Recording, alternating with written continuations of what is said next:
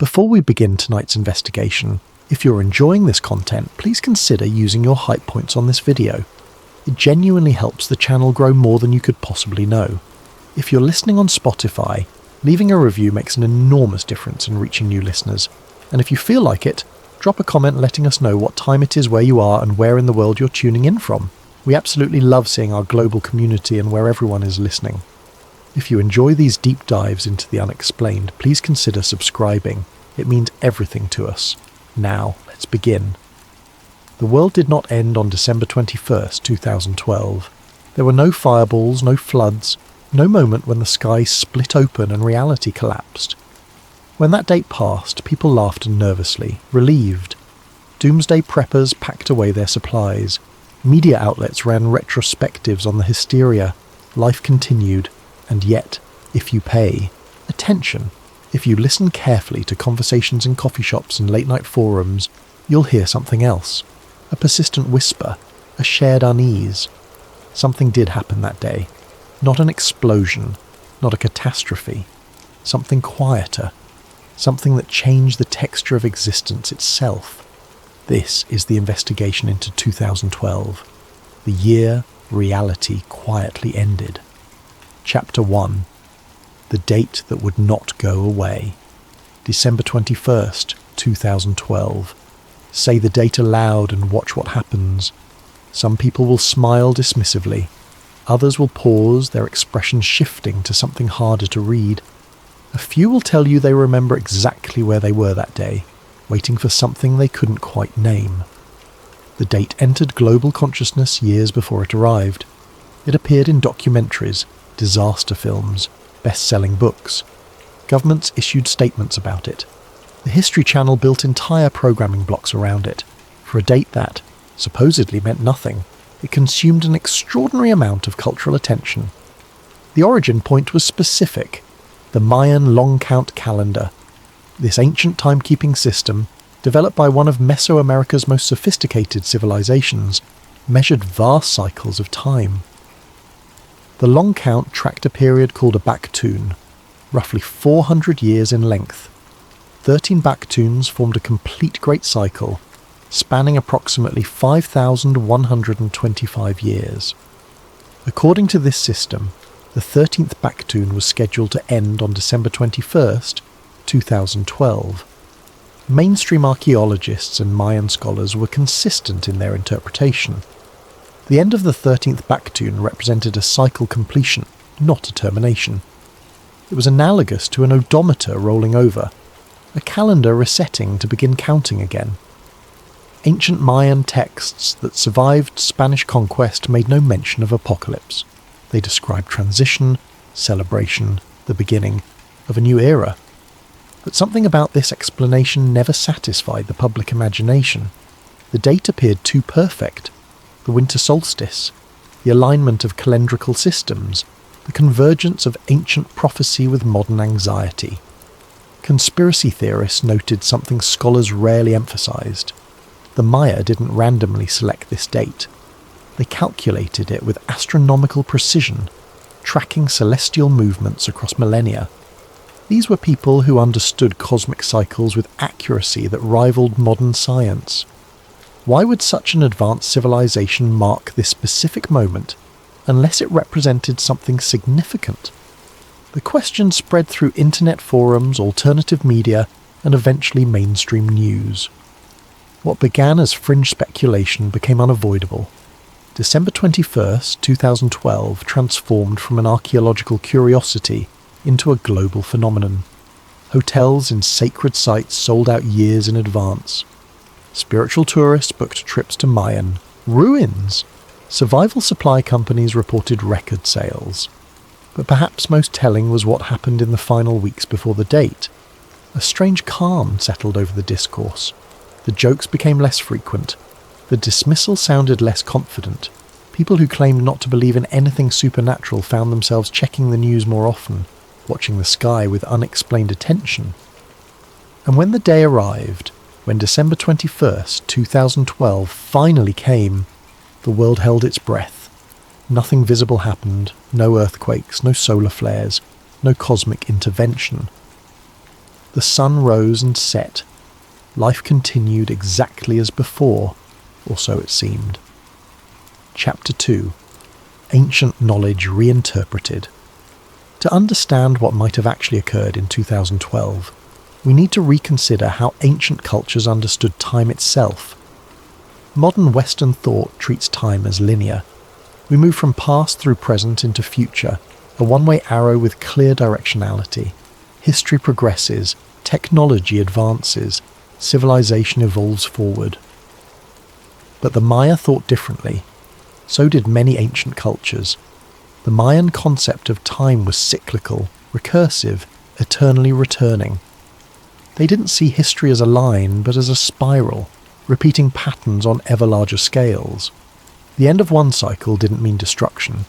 It meant transformation, the completion of one pattern and the beginning of another. This understanding appears across multiple ancient traditions.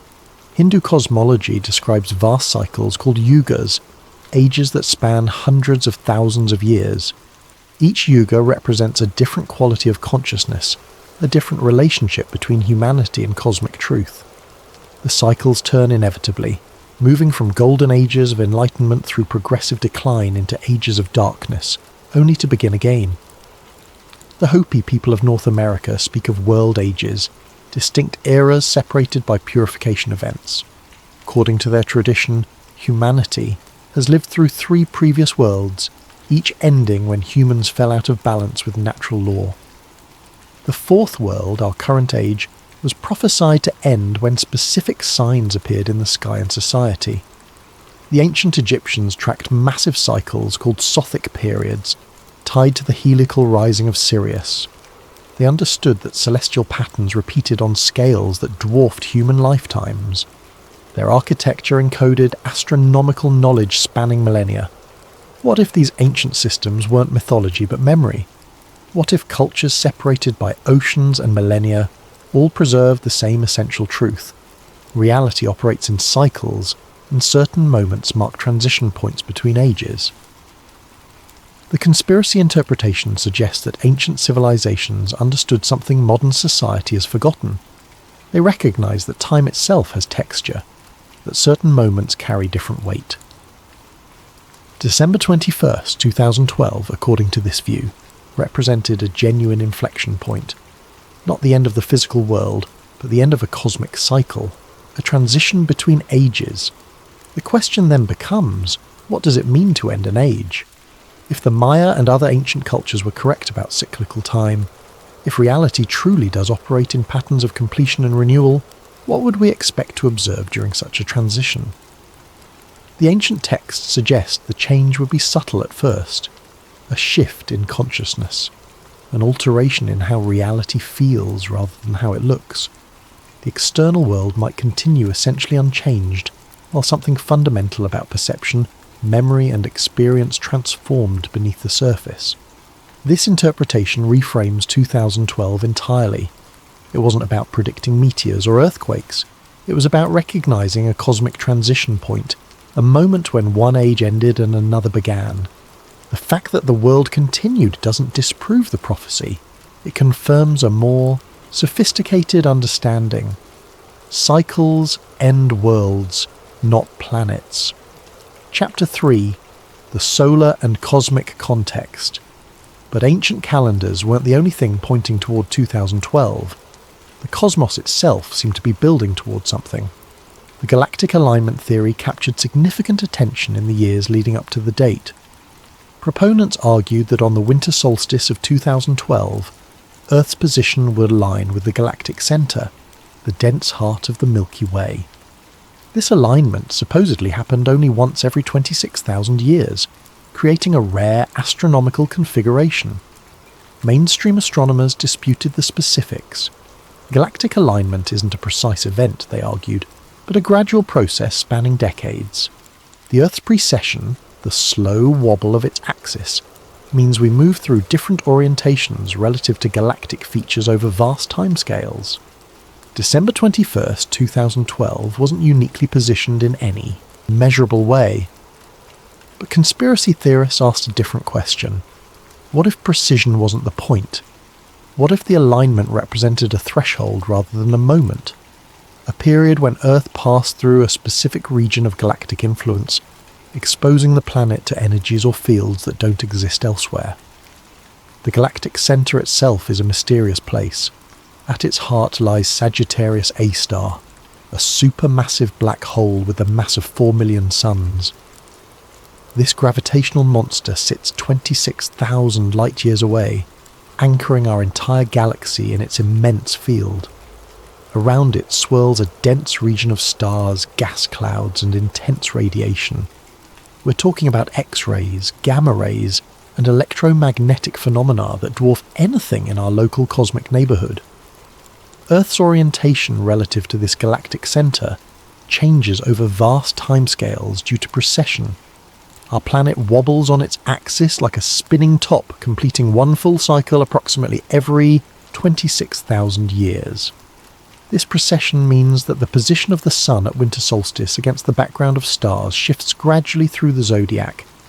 In 2012, this alignment brought the winter solstice Sun into conjunction with the dark rift of the Milky Way, a region of dense interstellar dust that appears as a dark band across the galactic plane.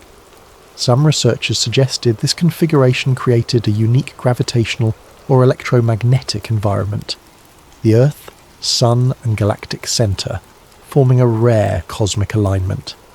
Scientists remained sceptical.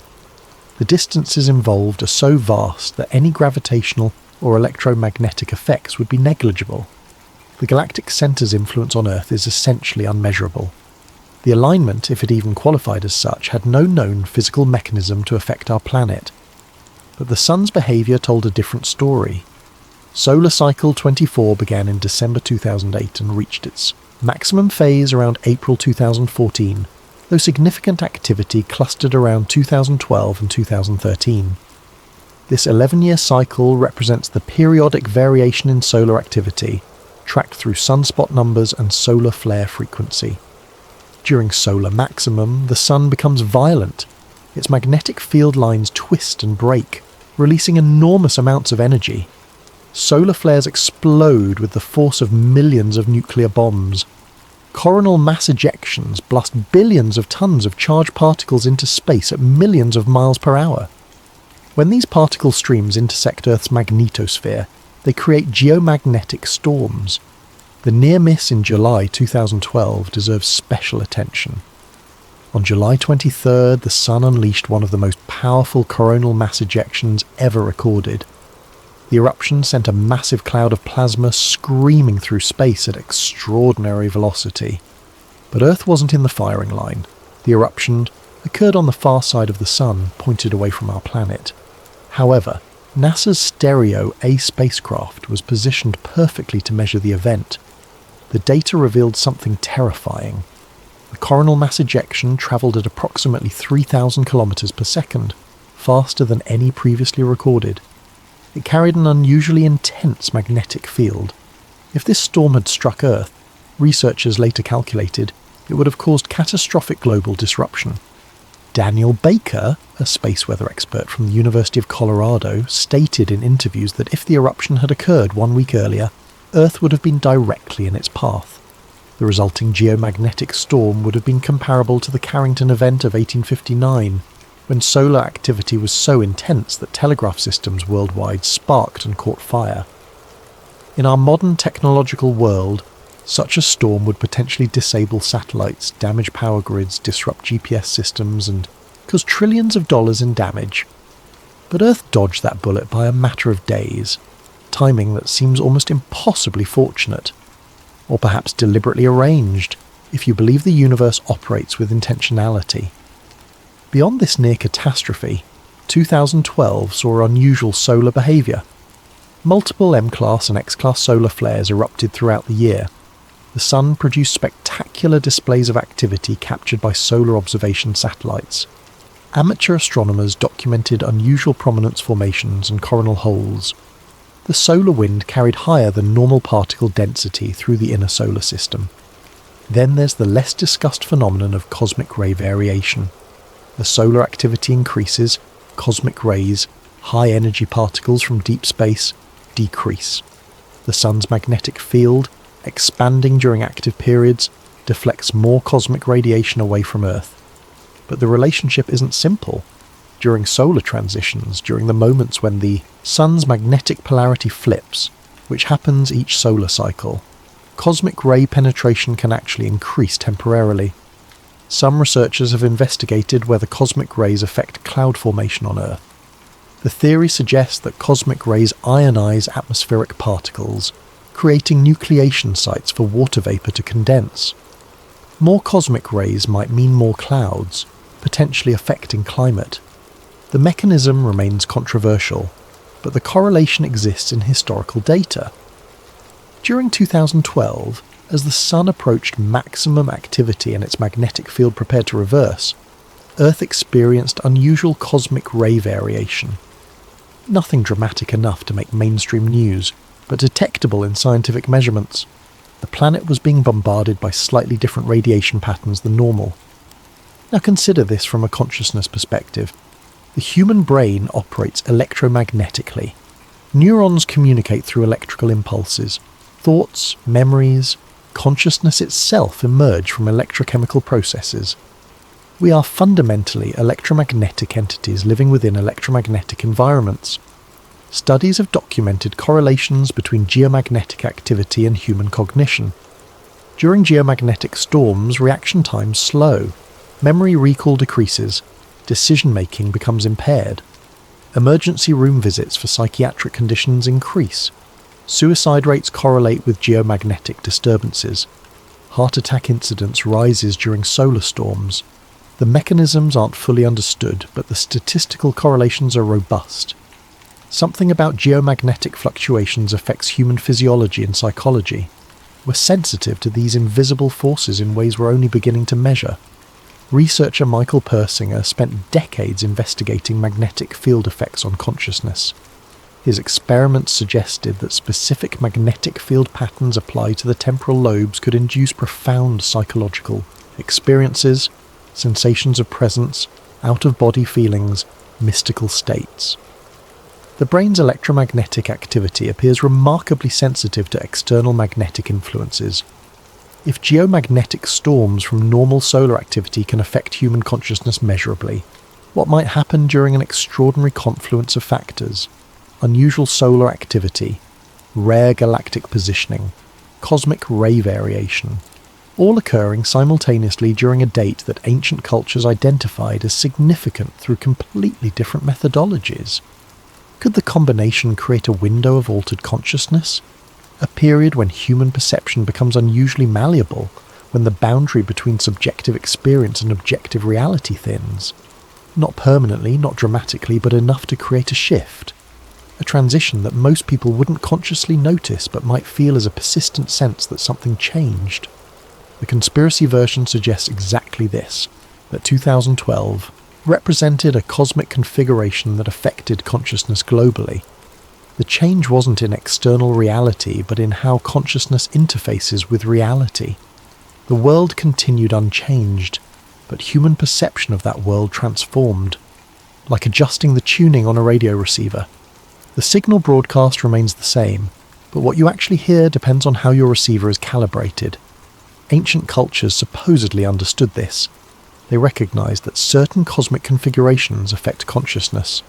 They tracked these cycles and marked transition points.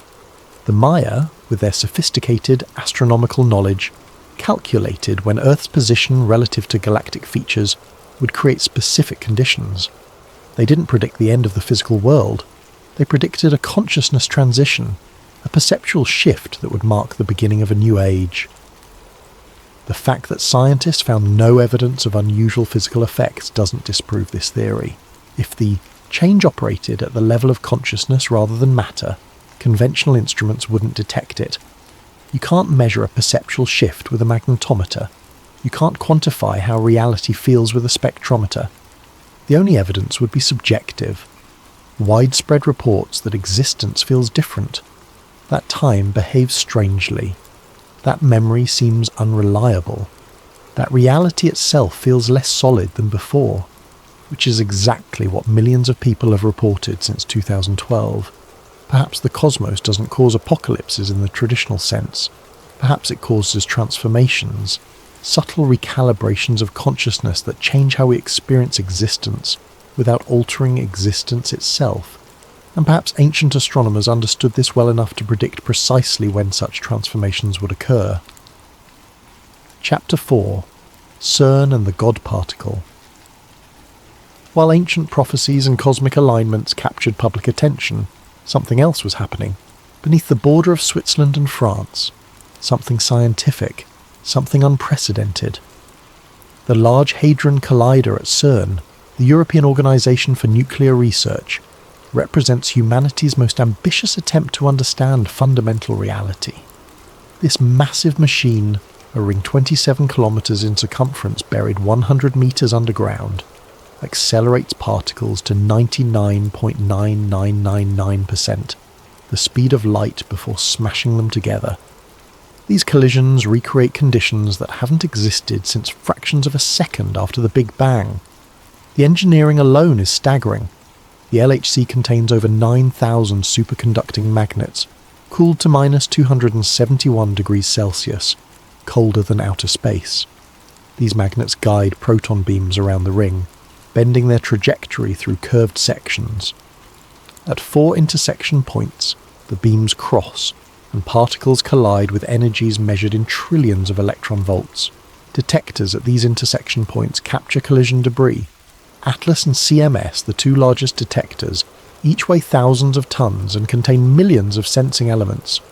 They record particle paths, energies, and interactions with microscopic precision, generating petabytes of data that require global computing grids to process. The LHC became operational in September 2008. The first beams circulated successfully, marking a historic achievement. But 9 days later, disaster struck. A faulty electrical connection between superconducting magnets caused catastrophic helium leakage. The resulting damage required over a year of repairs and upgrades. The machine finally returned to operation in November 2009. The delay proved fortunate in one respect. It allowed engineers to strengthen the system, to implement additional safety measures, to ensure that when high-energy operations began, the machine would be robust enough to handle unprecedented forces. By March 2010, the LHC achieved its first 7 trillion electron-volt collisions, setting a world record.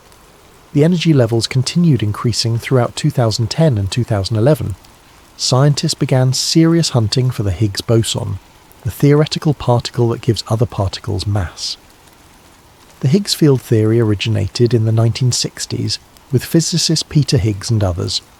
They proposed that space itself isn't empty, but filled with an invisible field. As particles move through this field, they interact with it, acquiring mass through this interaction. Particles that interact strongly with the Higgs field become heavy. Particles that interact weakly remain light. Particles that don't interact at all, like photons, remain massless. Without the Higgs field permeating space, matter as we know it couldn't exist. Particles would zip around at light speed, never forming atoms, molecules, or complex structures. The Higgs field is literally what makes physical reality possible. But for decades, the Higgs boson, the particle associated with this field, remained theoretical. Physicists were confident it existed based on how well the theory explained other observations, but direct evidence required energies only the LHC could achieve. The search was challenging. Higgs bosons, if they existed, would be extremely short-lived, existing for only fractions of a second before decaying into other particles. Detecting them required reconstructing these decay products backward, looking for specific patterns among trillions of collision events. 2 independent teams, operating the Atlas and CMS detectors, analysed data separately. This independence was crucial. If both teams found the same signal in different datasets using different methods, the discovery would be confirmed. Throughout 2011 and into 2012, evidence accumulated. Subtle but consistent signals appeared in both datasets. The teams remained cautious, refusing to claim discovery until statistical significance reached the 5 sigma threshold, meaning only a 1 in 3.5 million chance that the signal was random fluctuation. On July 4th, 2012, CERN announced the discovery. Both teams had independently confirmed a new particle with mass approximately 125 billion electron volts, consistent with Higgs boson predictions. The announcement made international headlines. Peter Higgs, present at the announcement, wept openly. After nearly 50 years, his theory was confirmed. The discovery represented one of the greatest scientific achievements in human history. It completed the standard model of particle physics, confirming the final missing piece of our understanding of fundamental forces and particles. It validated decades of theoretical work and technological development. It proved that humans could probe the deepest levels of reality through careful experimentation and analysis. But conspiracy theorists noticed the timing. December 2012, the Mayan calendar, the end of an age. And now, just months before that prophesied date, scientists had isolated and confirmed the existence of the particle responsible for physical reality itself, the particle that literally makes matter possible. The conspiracy theory asks, what if manipulating the Higgs field changes reality? What if CERN's experiments didn't just observe fundamental particles, but actually altered something about the fabric of existence? Before dismissing this as scientific illiteracy, consider that physicists themselves have discussed similar possibilities. The discovery of the Higgs boson led to serious academic papers about vacuum stability. The Higgs field exists at a specific energy level throughout space, but some calculations suggested this might be a metastable state, like a ball balanced in a shallow valley on a hillside. The ball is stable locally. Small disturbances won't dislodge it. But the true stable state lies in a deep valley far below. If something provides enough energy to push the ball over the ridge, it will roll down to the lower, more stable state. And once it starts rolling, nothing can stop it. If the Higgs field transitioned to a lower energy state, reality itself would fundamentally change. Different physical laws would apply. Matter would behave differently. The transition would spread at the speed of light, consuming the universe, replacing one form of reality with another.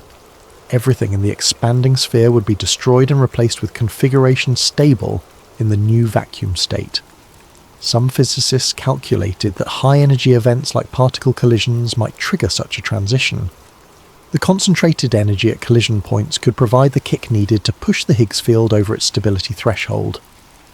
If the metastability hypothesis was correct, every high-energy collision represented a tiny but non-zero chance of destroying the universe. CERN conducted extensive studies to verify that their experiments couldn't cause vacuum decay.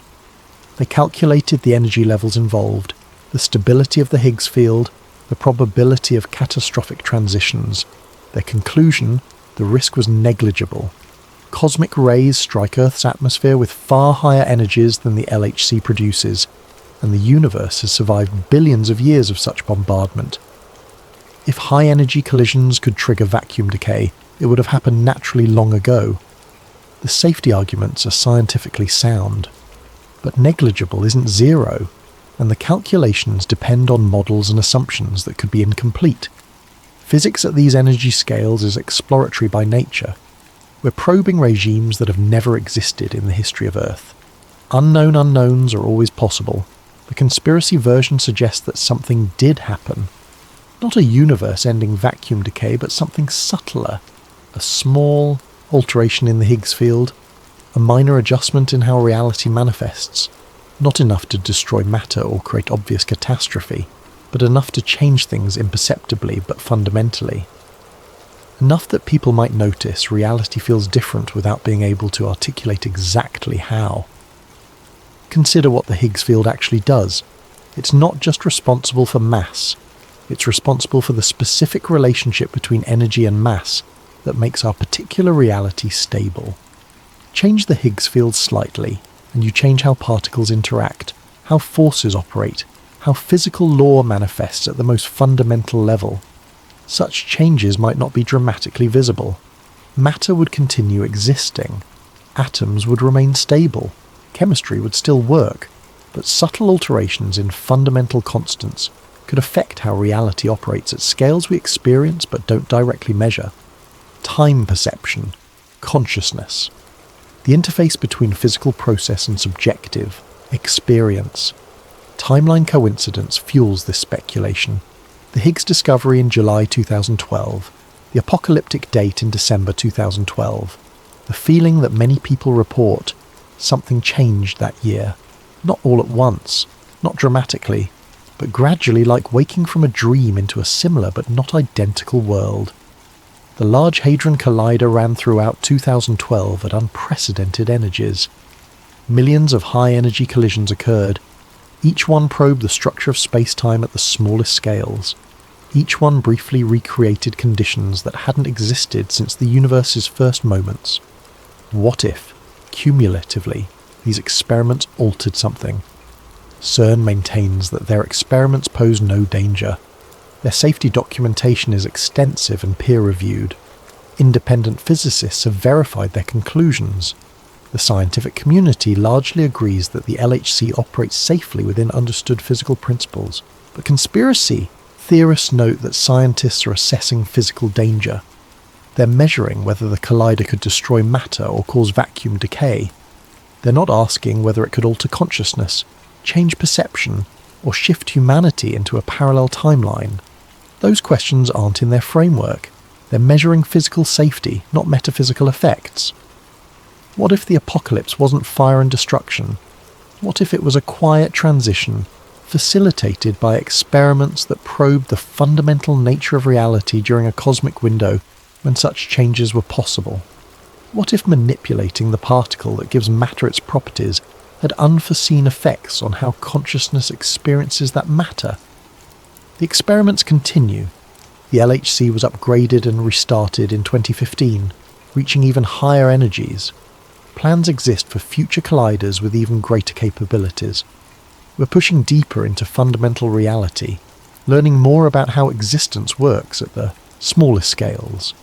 But are we changing anything in the process?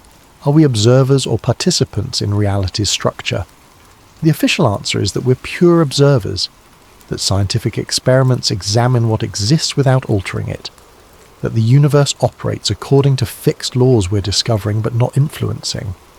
The conspiracy answer suggests otherwise, that reality at quantum scales is participatory, that observation affects outcome, that consciousness and physical process are entangled in ways we're only beginning to suspect, and that experiments probing the literal foundation of physical reality might have effects beyond what conventional physics predicts. Chapter 5. Mandela Effect Emerges. And then the memories began to change. The term Mandela Effect originated in 2010, coined by paranormal researcher Fiona Broome. At a conference, Broome was discussing Nelson Mandela and casually mentioned his death in prison during the 1980s. Multiple people in the conversation agreed. They shared surprisingly detailed memories, seeing news coverage, hearing about his death, even recalling his funeral. But Nelson Mandela didn't die in prison. He was released in 1990, became president of South Africa, and died in 2013. The memories were completely false, yet multiple people shared identical false memories, specific and detailed. Broome began documenting similar phenomena, large groups of people remembering things differently than recorded history. These weren't simple mistakes or confusion. They were vivid, consistent memories that directly contradicted documented reality. The term gained traction online, especially after 2012. Communities formed around cataloguing examples. Some were trivial. The Berenstain Bears children's books, which many people insisted were spelled Berenstein. Thousands of people remember the Stein spelling with absolute certainty. They recall learning to read with those books, seeing the name on covers, writing it in school reports. But every physical copy, every archived newspaper article, every documented reference shows Berenstain. Always has. The film Star Wars provides another striking example. Countless people quote the famous line, "Luke, I am your father." It's referenced in parodies, memes, casual conversation. Except Darth Vader never says this. The actual line from The Empire Strikes Back is, "No, I am your father." Luke's name doesn't appear in the quote at all, yet people don't just misquote it. They specifically remember hearing "Luke, I am your father" while watching the film. The Monopoly Man is another case. Many people vividly recall him wearing a monocle. They can describe it. A single lens over his right eye, emphasizing his wealthy tycoon appearance. But the Monopoly Man has never worn a monocle. No version of the game, no edition across decades of production, features this detail. People are confusing him with Mr. Peanut, who does wear a monocle. Yet the memory feels authentic, not like a simple confusion between two different characters. Then there are geographic memories. Thousands of people recall New Zealand being positioned northeast of Australia rather than southeast. They remember learning this in school, pointing to it on maps, discussing its location relative to other Pacific islands. But every map, historical and current, shows New Zealand southeast of Australia. Always has. South America's position creates similar confusion. Many people remember it positioned directly below North America, aligned longitudinally. But South America actually extends significantly eastward. Looking at an accurate map creates genuine shock for some people. They insist maps have changed, that South America has moved, that reality itself has been altered. The fruit company Fruit of the Loom provides one of the most discussed examples. Countless people remember their logo featuring a cornucopia, a horn of plenty overflowing with fruit. They describe it in detail, the brown woven horn, the way fruit spilled from its opening. Some recall drawing it in art class, others remember staring at it on clothing tags. But the Fruit of the Loom logo has never included a cornucopia. The company confirms this. Historical archives confirm it. Yet the collective memory persists, vivid and specific. Brand names create particularly strong Mandela effects. Many remember Looney Tunes rather than Looney Tunes. They insist Kit Kat has a hyphen when it doesn't. They recall Skechers shoes being spelled with a T when the brand is actually Skechers. These aren't vague recollections, but confident memories of seeing these spellings repeatedly, buying products with these names, correcting others who spelled them differently. Even more unsettling are the historical event Mandela effects. Some people remember Tiananmen Square ending differently, with the famous tank man being run over rather than standing his ground. Others recall different numbers of people in Kennedy's assassination car, different states in the United States, different countries existing or not existing on maps. Mother Teresa's canonization creates temporal confusion. Many people remember her being declared a saint in the 1990s, shortly after her death in 1997. They recall news coverage, church celebrations, school assemblies honouring St. Teresa. But Mother Teresa wasn't canonized until September 2016, nearly 2 decades after her death. The clear memory of earlier canonization exists alongside documented evidence that it happened much later. The Lindbergh baby case produces strange memory discrepancies. Some people recall the baby never being found, a tragic unsolved mystery. Others remember the child being found alive years later. The documented history shows the baby was found dead shortly after the kidnapping, and Bruno Hauptmann was convicted of the crime, but the alternative memories persist, detailed and confident. Movie quotes provide endless examples. "Mirror, mirror on the wall" from Snow White is actually "magic mirror on the wall."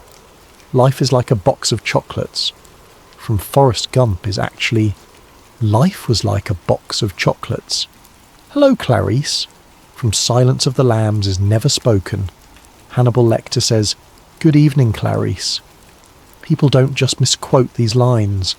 They remember hearing the incorrect versions in theatres, repeating them contemporaneously with the film's releases. Psychologists offer explanations: false memory formation, confabulation, the misinformation effect. Human memory is notoriously unreliable. The brain constantly reconstructs memories rather than replaying them like recordings. Each time we recall something, we potentially alter it slightly. Memories incorporate information encountered after the original event, blending authentic recollection with later learning. Social contamination explains shared false memories. One person's error spreads through communities, becoming collectively reinforced. Someone creates a meme with a misquote. Others see it, incorporate it into their memory, then recall the misquote as if they heard it originally. The false memory becomes self-perpetuating through social sharing. Confirmation bias strengthens these effects. Once someone believes they remember something incorrectly, they seek out others with similar memories, reinforcing the false recollection. Online communities dedicated to the Mandela effect create echo chambers where incorrect memories are validated and amplified. The human brain's pattern recognition creates false memories through similarity. The Monopoly Man looks enough like Mr. Peanut that our brains merge the details. We've seen so many wealthy characters with monocles that we assign the feature to any similar character. The memory feels authentic because it's based on genuine pattern recognition, just incorrectly applied.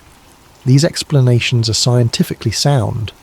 Memory research consistently demonstrates how easily human recollections can be altered, implanted, or distorted.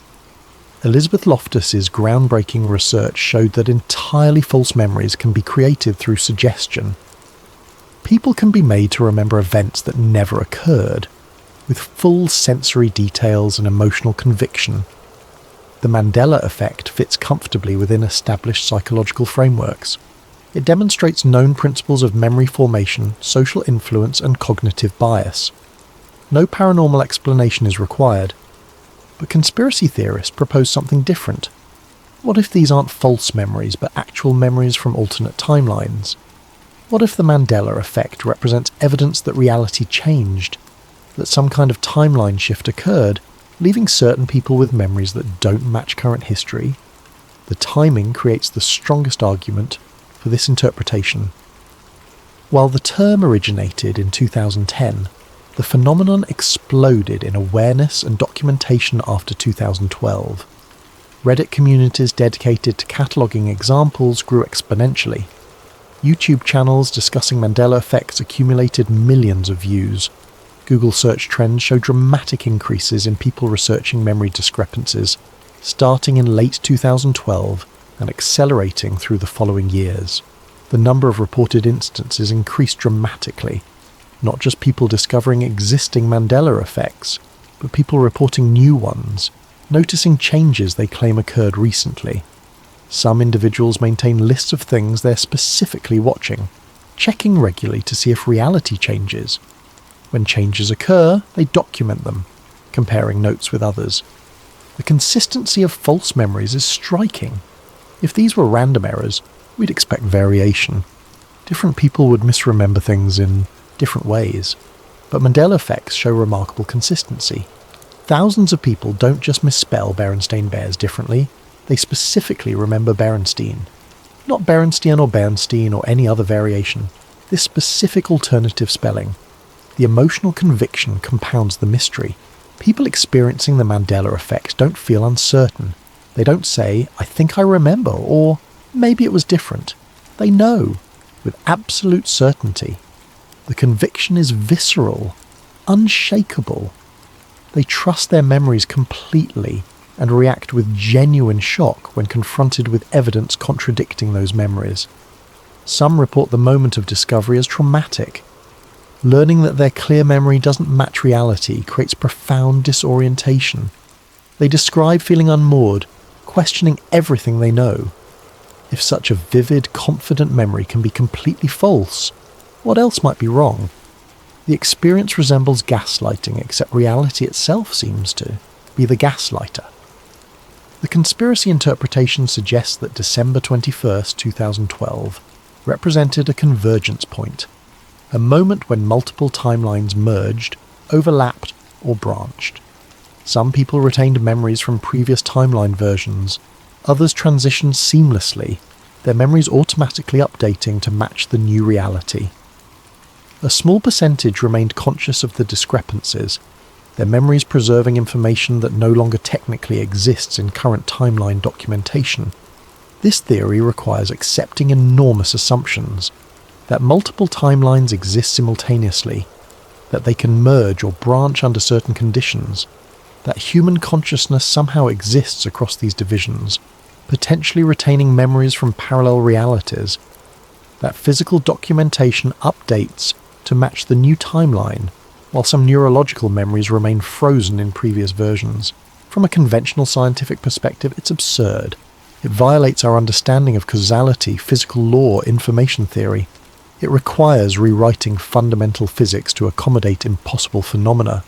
But from an experiential perspective, it's compelling. Because the Mandela effect doesn't feel like remembering wrong, it feels like reality itself has changed. The conviction isn't abstract or tentative, it's certainty. People experiencing the Mandela effect don't think they might be misremembering. They know, absolutely, that their memories are accurate and somehow reality is altered to not match them. Whether this represents timeline convergence, mass false memory, coordinated psychological operation, simulation adjustments, or something else entirely remains unresolved. But the correlation with 2012 is undeniable. The year the world supposedly ended was also the year people began noticing, en masse, that their memories no longer match the world around them, and the examples keep accumulating. New Mandela. Effects appear regularly. People discover discrepancies they insist didn't exist before. The phenomenon isn't static, frozen in the past. It's ongoing, active, continuously producing new instances where memory and reality diverge in ways that feel impossible to explain through normal psychological processes. Chapter 6. Psychological and Cultural Shift. Beyond specific conspiracy theories, beyond ancient calendars and particle physics, something undeniable happened after 2012. A shift in how reality feels. A change in collective psychology and cultural perception. Chapter 6.5. Voices from the Transition. Before we examine the broader cultural shift, we need to hear from the people who experienced something during the transition period. These aren't celebrity testimonies or public figures. These are ordinary individuals who documented their experiences online, in forums, blogs, and personal accounts that accumulated in the years following 2012. Use a temporal watcher on a popular conspiracy forum posted in March 2013. I know how this sounds. I know you'll think I'm crazy, but I need to document this while the memory is still fresh. On December 20th, 2012, I went to bed in my apartment in Seattle. Normal night, nothing special. I woke up on December 22nd, not the 21st, the 22nd. I lost an entire day. My phone showed the 22nd. My computer showed the 22nd. But I have no memory of the 21st at all. And here's what's strange. Nobody I've talked to has clear memories of that day either. They remember the date passing, but when I ask them what they did that specific day, they get vague. They can't recall details.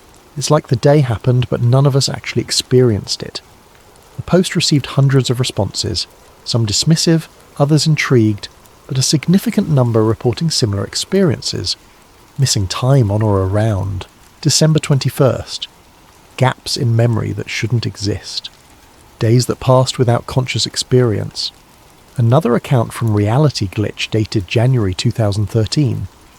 Ever since New Year's, everything feels wrong. I can't explain it better than that. Colours look slightly off. Not dramatically different, but like someone adjusted the saturation on reality. Sounds have a weird quality to them, like everything is being played through speakers instead of happening directly. My wife thinks I'm losing it, but she admits she feels strange too. We both feel like we're watching our lives from slightly outside ourselves. We're going through the motions, but it doesn't feel real anymore. This sensation, described as derealization, or depersonalization in psychological terms, appeared in countless accounts after 2012. The medical terminology existed before, but the prevalence of reports skyrocketed. Online searches for derealization increased dramatically, starting in early 2013 and continuing upward for years. Their particularly detailed testimony came from someone identified only as Observer 69 in August 2013. I'm a scientist. I work in atmospheric research. I'm trained to be skeptical, to demand evidence, to reject unfounded claims. But I can't explain what's been happening. Our data collection hasn't changed. Our instruments work the same. But starting in January 2013, I noticed something in the results. Nothing wrong exactly. Nothing I could point to and say, this is broken. But the patterns look different. Atmospheric behaviour that should be chaotic shows unexpected regularities. Random variations that should average out over time show persistent asymmetries. My colleagues see it too, but nobody wants to discuss it. We just note the anomalies and continue our work. But something changed in how the atmosphere behaves, or maybe in how our instruments perceive it. I can't tell the difference anymore. From Australia, user Southern Skies reported in November 2013, "I'm a night sky photographer. I've been documenting constellations for 15 years. I know the southern sky intimately, every star pattern, every deep space object visible from my location. In late 2012, I started noticing differences.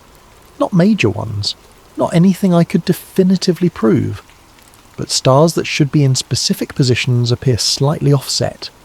The Milky Way looks different through my lens, deeper, more textured. My photographs from before December 2012 look flat compared to what I'm capturing now.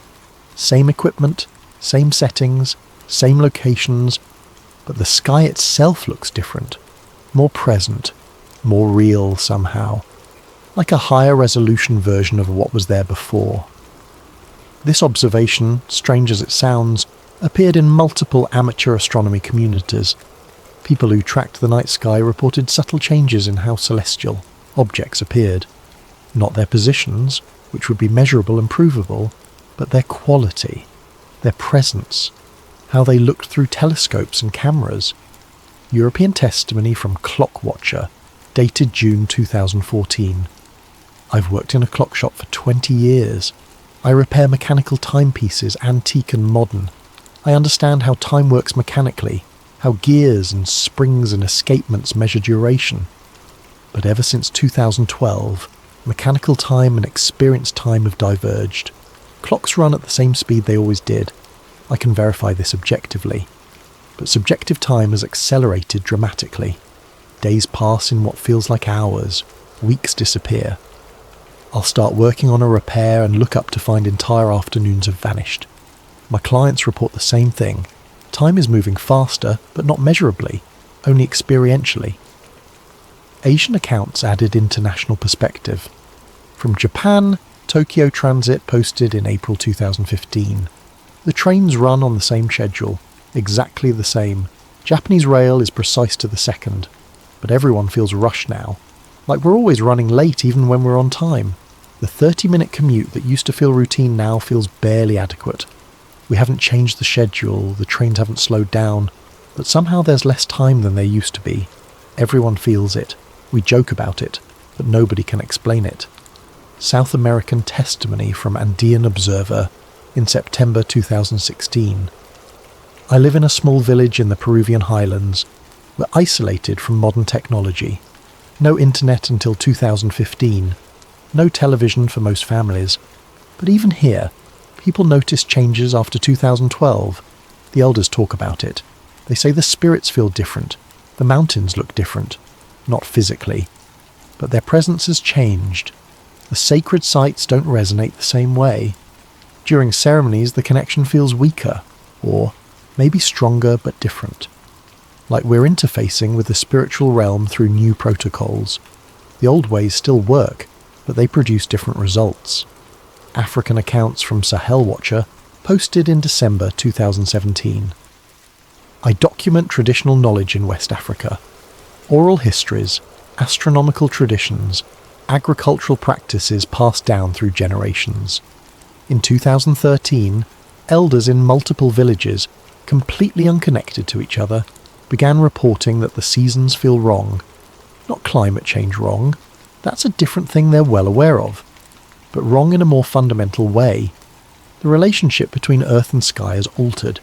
Planting times that worked for centuries require adjustment now. Not because temperature changed or rainfall patterns shifted, because time itself behaves differently. The lunar cycles look the same, measure the same, but they feel different to people who have tracked them all their lives." Medical. Professionals notice changes too. An emergency room physician posting as night shift doc in March 2018. "I've worked emergency medicine for 12 years. You see patterns. You learn to predict volume based on moon phases, weather patterns, days of week. But starting around 2013, the patterns changed. We get surges of psychiatric emergencies that don't correlate with any known factors. Clusters of patients reporting identical symptoms, but with no environmental cause. Mass anxiety events where dozens of people present within hours, all describing the same feeling of impending doom, but with no apparent trigger. It's like collective consciousness occasionally spikes into panic for no medical reason. Perhaps most unsettling were accounts from children who reached awareness around 2012. User born in the shift posted in May 2019, "I was born in 2010. My first clear memories form around 2012 to 2013. I don't have before and after memories because I was too young, but everyone older than me talks about how the world feels different now than before I was born. They describe a quality to existence that I've never experienced. They say reality used to feel more solid, more present, more real. I don't know what that means because I've only ever lived in this version. But if the world genuinely feels less real to people who remember before, what does that mean for my generation? We've never experienced what they describe as normal reality. We've only ever lived in whatever this is. These testimonies, collected from various online sources over several years, show patterns, temporal distortion, perceptual changes, feelings of unreality, subtle alterations in natural phenomena that can't be objectively measured. And most significantly, the consistent dating of these experiences to during or shortly after December 2012, skeptics would argue this, represents confirmation bias. People looking for changes after a significant date, finding them whether they exist or not. The human brain is excellent at pattern recognition, sometimes too excellent, identifying patterns in random noise, but the volume and consistency of reports suggests something more. These aren't people seeking attention or building conspiracy theories. Most posted anonymously in obscure corners of the internet, simply trying to document experiences they couldn't explain. They weren't claiming alien contact or government conspiracies, just a subtle, persistent sense that reality itself had changed in ways that matter experientially, even if they can't be proven scientifically. Chapter 7. The Broader Cultural Transformation. Chapter 7. The Broader Cultural Transformation. Beyond individual testimonies lies the broader sweep of cultural transformation. Observable changes in how society functions, how people interact, how collective consciousness operates. Changes that became pronounced after 2012. Ask people about time perception, and you'll hear a consistent report. Time is speeding up. Years pass faster than they used to. Weeks disappear. The gap between January and December shrinks with each passing cycle. This isn't imagination. Studies document that modern adults experience time as passing more quickly than previous generations reported. Several factors contribute to this acceleration. Digital technology fragments attention, creating fewer distinctive memories, which makes time feel compressed in retrospect. When we experience events deeply, encoding rich memories, time feels extended in recollection. But when we scroll through social media, consuming information without deep engagement, our brains create sparse memory records. Later, when we try to remember the period, there's nothing there. The time collapses into nothing because nothing distinctive was encoded. Routine and predictability speed subjective time. Novel experiences create detailed memories that expand our sense of duration. But when every day resembles the last, when we follow the same patterns repeatedly, the brain stops encoding detailed memories. It recognizes the pattern and essentially goes into autopilot. We experience the time, but we don't remember it later. Looking back, months collapse into blur. The mechanism is well documented. It explains why childhood feels so extended while adulthood accelerates. Children experience everything as novel. Each day brings new discoveries, creating rich memory traces. Adults fall into routines and time starts slipping away. But the acceleration intensified noticeably after 2012. People began commenting on it more frequently. The sensation became a cultural meme, referenced in casual conversation, social media posts, articles about modern life. Time wasn't just passing quickly, it was rushing, accelerating, becoming almost uncontrollable. Adults in their 20s reported feeling time slip away at rates previously described only by elderly people. The before and after boundary appeared sharp. People who came of age before 2012 remember a different relationship with time, not just slower, but more present, more tangible. Time felt like something you moved through consciously, rather than something that dragged you along whether you were paying attention or not. Alongside temporal acceleration came something darker: rising anxiety. Mental health statistics document dramatic increases in anxiety disorders, depression, and general psychological distress throughout the 2010s. Young people born after 2000 show higher rates of anxiety than any previous generation measured. The increases can't be attributed solely to better diagnosis or reduced stigma. The actual prevalence of anxiety has increased dramatically. The reasons are complex and multifaceted. Economic uncertainty plays a role. Millennials and Generation Z face job markets, housing costs, and student debt burdens unprecedented in modern history. The promise of upward mobility, so fundamental to previous generations' experience, evaporated. Young people worked harder for less security than their parents achieved. Climate change awareness contributed to existential dread. Previous generations could ignore environmental destruction or assume someone would eventually solve it. Modern young people grew up with climate catastrophe as background noise, an approaching threat that nobody seemed capable of addressing. Helplessness in the face of existential danger breeds anxiety. Political polarization intensified tribal hostilities. The internet enabled echo chambers where different groups consumed entirely different information, creating parallel realities that couldn't communicate. Societies fractured along ideological lines more severely than at any time since civil wars. The shared consensus reality that bound communities together dissolved. Social media comparison created constant inadequacy. Platforms designed to maximize engagement learn that envy and inadequacy keep people scrolling. Everyone presented curated highlights while experiencing raw reality, creating the illusion that others lived better lives. The comparison was endless and toxic. All these factors contributed to rising anxiety. But timing matters. The inflection point appears around 2012. Before that year, mental health trends were concerning but relatively stable. After 2012, the curves bend sharply upward. Something changed in the collective psychological experience of reality. Whether technological shifts, cultural transformations, or something more fundamental remains debatable. But the change is measurable and significant. Digital saturation provides partial explanation. Smartphones became ubiquitous around 2012. The iPhone had existed since 2007, but smartphone adoption crossed critical thresholds around 2011 and 2012. Suddenly, everyone had internet access in their pocket all the time. The boundary between online and offline existence dissolved. Social media shifted from supplementary to primary communication. Facebook, launched in 2004, reached 1 billion users in October 2012. Twitter, Instagram, Snapchat all reached critical mass during this period. By 2015, entire generations were living primarily through screens.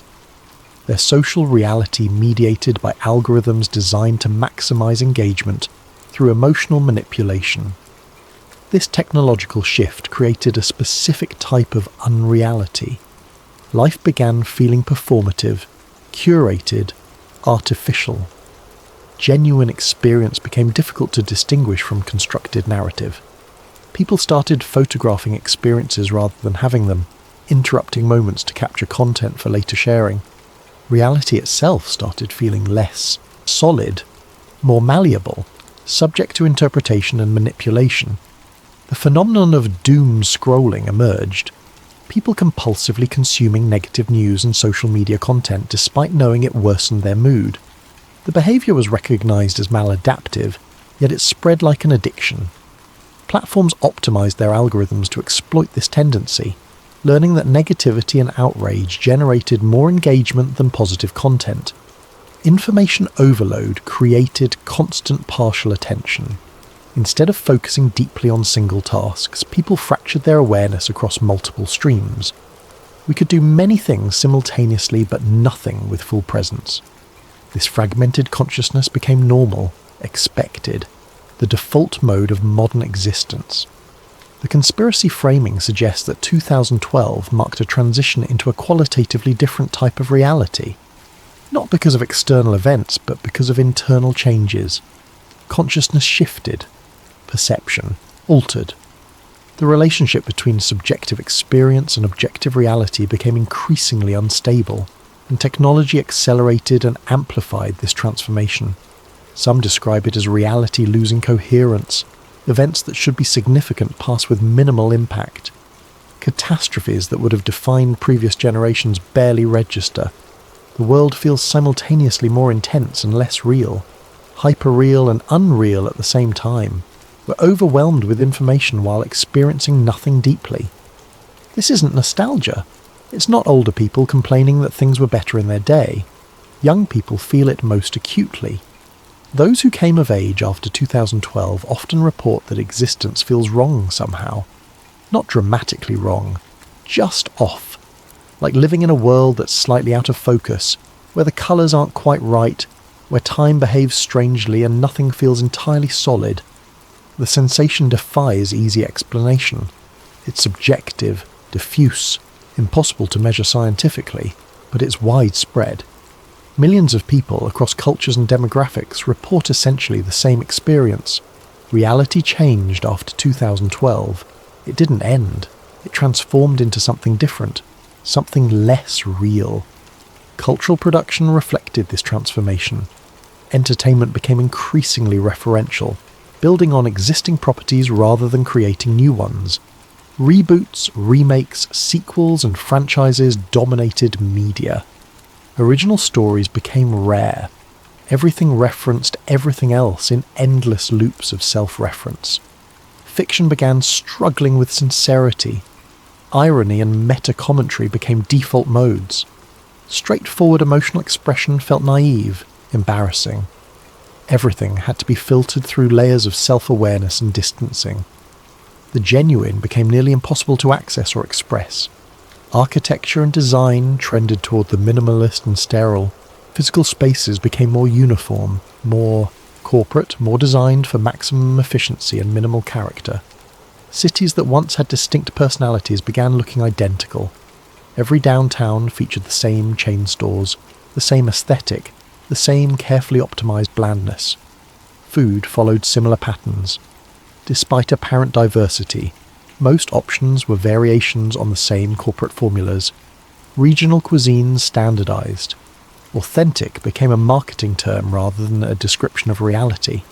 Even farmers' markets and craft producers often sold industrially produced goods marketed as artisanal. Language itself shifted. Sarcasm and irony became dominant modes of communication. Genuine enthusiasm required careful framing to avoid seeming naive. People prefaced sincere statements with disclaimers and apologies. Emotional honesty felt risky, exposing, potentially embarrassing. These cultural shifts have explanations that don't require conspiracy theories. Late capitalism optimizes everything for profit, which tends toward homogenization and mediocrity. Postmodern irony represents intellectual sophistication, responding to previous generations' naive sincerity. Digital technology enables unprecedented cultural cross-pollination, but also creates mimetic spirals where everyone copies everyone. But the timing and totality of the transformation deserves attention. The shift wasn't gradual. It accelerated dramatically after 2012. Multiple trends converged during a narrow time frame, creating a cascade of changes that fundamentally altered how culture functions. Whether this represents natural evolution or evidence of something more unusual remains open to interpretation. Chapter 7. Simulation. Theory enters the mainstream. Around the same period, a radical idea moved from science fiction into serious philosophical and scientific discourse: simulation theory. The concept has ancient roots. Philosophers have long questioned the nature of reality, from Plato's cave to Descartes' demon. But modern simulation theory gained academic credibility in 2003 when philosopher Nick Bostrom published a paper arguing that at least one of three propositions must be true. Civilizations never reach technological maturity. Mature civilizations have no interest in running ancestor simulations, or we are almost certainly living in a simulation. The logic is compelling. If civilizations can develop sufficient computing power to simulate consciousness and reality in detail, and if such simulations interest them, then simulated realities will vastly outnumber base reality. Statistically, we're more likely to be in a simulation than in the original universe. For years, this remained an interesting philosophical thought experiment, but after 2012, it exploded into mainstream consciousness. Billionaire technologists began discussing it seriously. Elon Musk stated publicly that he believes we're likely in a simulation. Scientists began proposing experiments to test whether we live in simulated reality. The shift wasn't gradual. Around 2012, simulation theory transitioned from fringe speculation to legitimate topic of intellectual discussion. Popular culture embraced it. Films and television shows explored the concept. The Matrix, released in 1999, became a cultural touchstone referenced constantly in conversations about reality's nature. Why did this idea gain such traction precisely when it did? Conspiracy theorists suggest it's because reality began feeling simulated. The acceleration of technology, the rise of virtual and augmented reality, the increasing difficulty distinguishing authentic from artificial experience, all contributed to a sense that existence itself might be a construct. But the timing links directly to 2012. If that date marked a reality shift, a transition between ages or timelines, simulation theory provides a framework for understanding what might have occurred. In a simulation, reality can be updated, patched, modified. Code can be rewritten. The system can be rebooted. What if December 21st, 2012, represented a version update? Not the end of reality, but a fundamental modification to how it operates. The apocalypse reimagined not as destruction, but as software upgrade. This interpretation explains several phenomena. The Mandela effect becomes a database merge issue, conflicting versions of history creating memory discrepancies. The feeling of unreality reflects bugs in the new code, glitches in the updated simulation. The acceleration of time suggests processing changes, the simulation running faster to handle increased complexity. It sounds absurd. But it addresses the essential mystery. Why does reality feel different after 2012? Why do so many people report that something fundamental changed, even though they can't identify what? Simulation theory offers an answer that doesn't require ancient prophecy or particle physics. It suggests that reality is construct and constructs can be modified. The world didn't end, it was updated. We continued into the new version, mostly unaware, except for a lingering sense that something isn't quite the same as before. Chapter 8. Governments and Silence. For all the public hysteria leading up to December 21st, 2012, governmental response was remarkably restrained. Official statements were brief, factual, dismissive. No emergency preparations, no disaster protocols, no special sessions of Congress or Parliament. The United States government issued a simple statement. The Maya calendar doesn't predict the end of the world. NASA created a website debunking doomsday scenarios, addressing questions about planetary alignments, solar storms, and various apocalyptic theories. The tone was paternalistic, almost amused. Nothing to worry about. Go about your business. But this response raises serious questions when examined carefully. Governments take potential threats seriously. They spend billions on scenarios that have minimal probability. They maintain elaborate continuity of government protocols for unlikely disasters. They track asteroids, monitor solar activity, prepare for pandemics, wargame terrorist scenarios. The United States maintains underground bunkers capable of housing key government personnel during catastrophic events. The Mount Weather Emergency Operations Center in Virginia can sustain hundreds of people indefinitely. Similar facilities exist at Raven Rock Mountain Complex in Pennsylvania and Cheyenne Mountain Complex in Colorado. These installations weren't built for likely scenarios. They exist for possibilities that might never occur but would be catastrophic if they did. Federal agencies have detailed response plans for scenarios far less discussed than 2012. Zombie apocalypse response protocols exist, created as training exercises but outlining concrete steps for breakdown of civil order. Nuclear war contingencies dictate who survives, who leads, how government continues. Pandemic plans specify quarantine procedures, resource allocation, martial law implementation. Yet for an event that captured global attention, that drove people to stockpile supplies and make emergency plans, governments did essentially nothing. No special monitoring beyond normal operations, no contingency arrangements different from standard protocols, no elevated alert status, no quiet mobilization of emergency resources. The Federal Emergency Management Agency, responsible for disaster response, issued no special preparations. The Department of Homeland Security maintained normal threat levels. Military forces remained at standard readiness. Nothing in governmental behaviour suggested they took the date seriously. Conspiracy theorists ask, why prepare the public for nothing unless you know something will happen quietly? Consider the alternative scenario. If governments believed December 21st represented a genuine threat, any kind of catastrophic risk, they would prepare. But such preparations are difficult to hide. Reporters notice when emergency supplies are moved. Employees talk when they're asked to work unusual assignments. Budget allocations reveal priorities through paper trails. If serious preparation occurred, media would discover it, and discovery would create the very panic governments hope to avoid. The preparation itself would cause chaos, potentially more dangerous than the actual threat.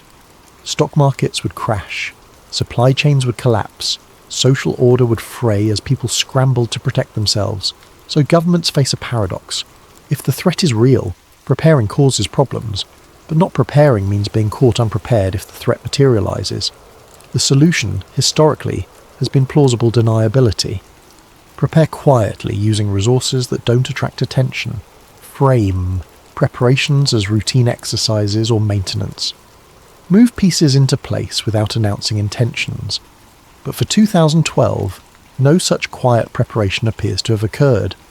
Freedom of Information Act requests filed in subsequent years revealed no unusual government activity around the date. Budget documents show no special allocations. Personnel records indicate no unusual deployments or training exercises. If governments prepared secretly, they did so with unprecedented operational security.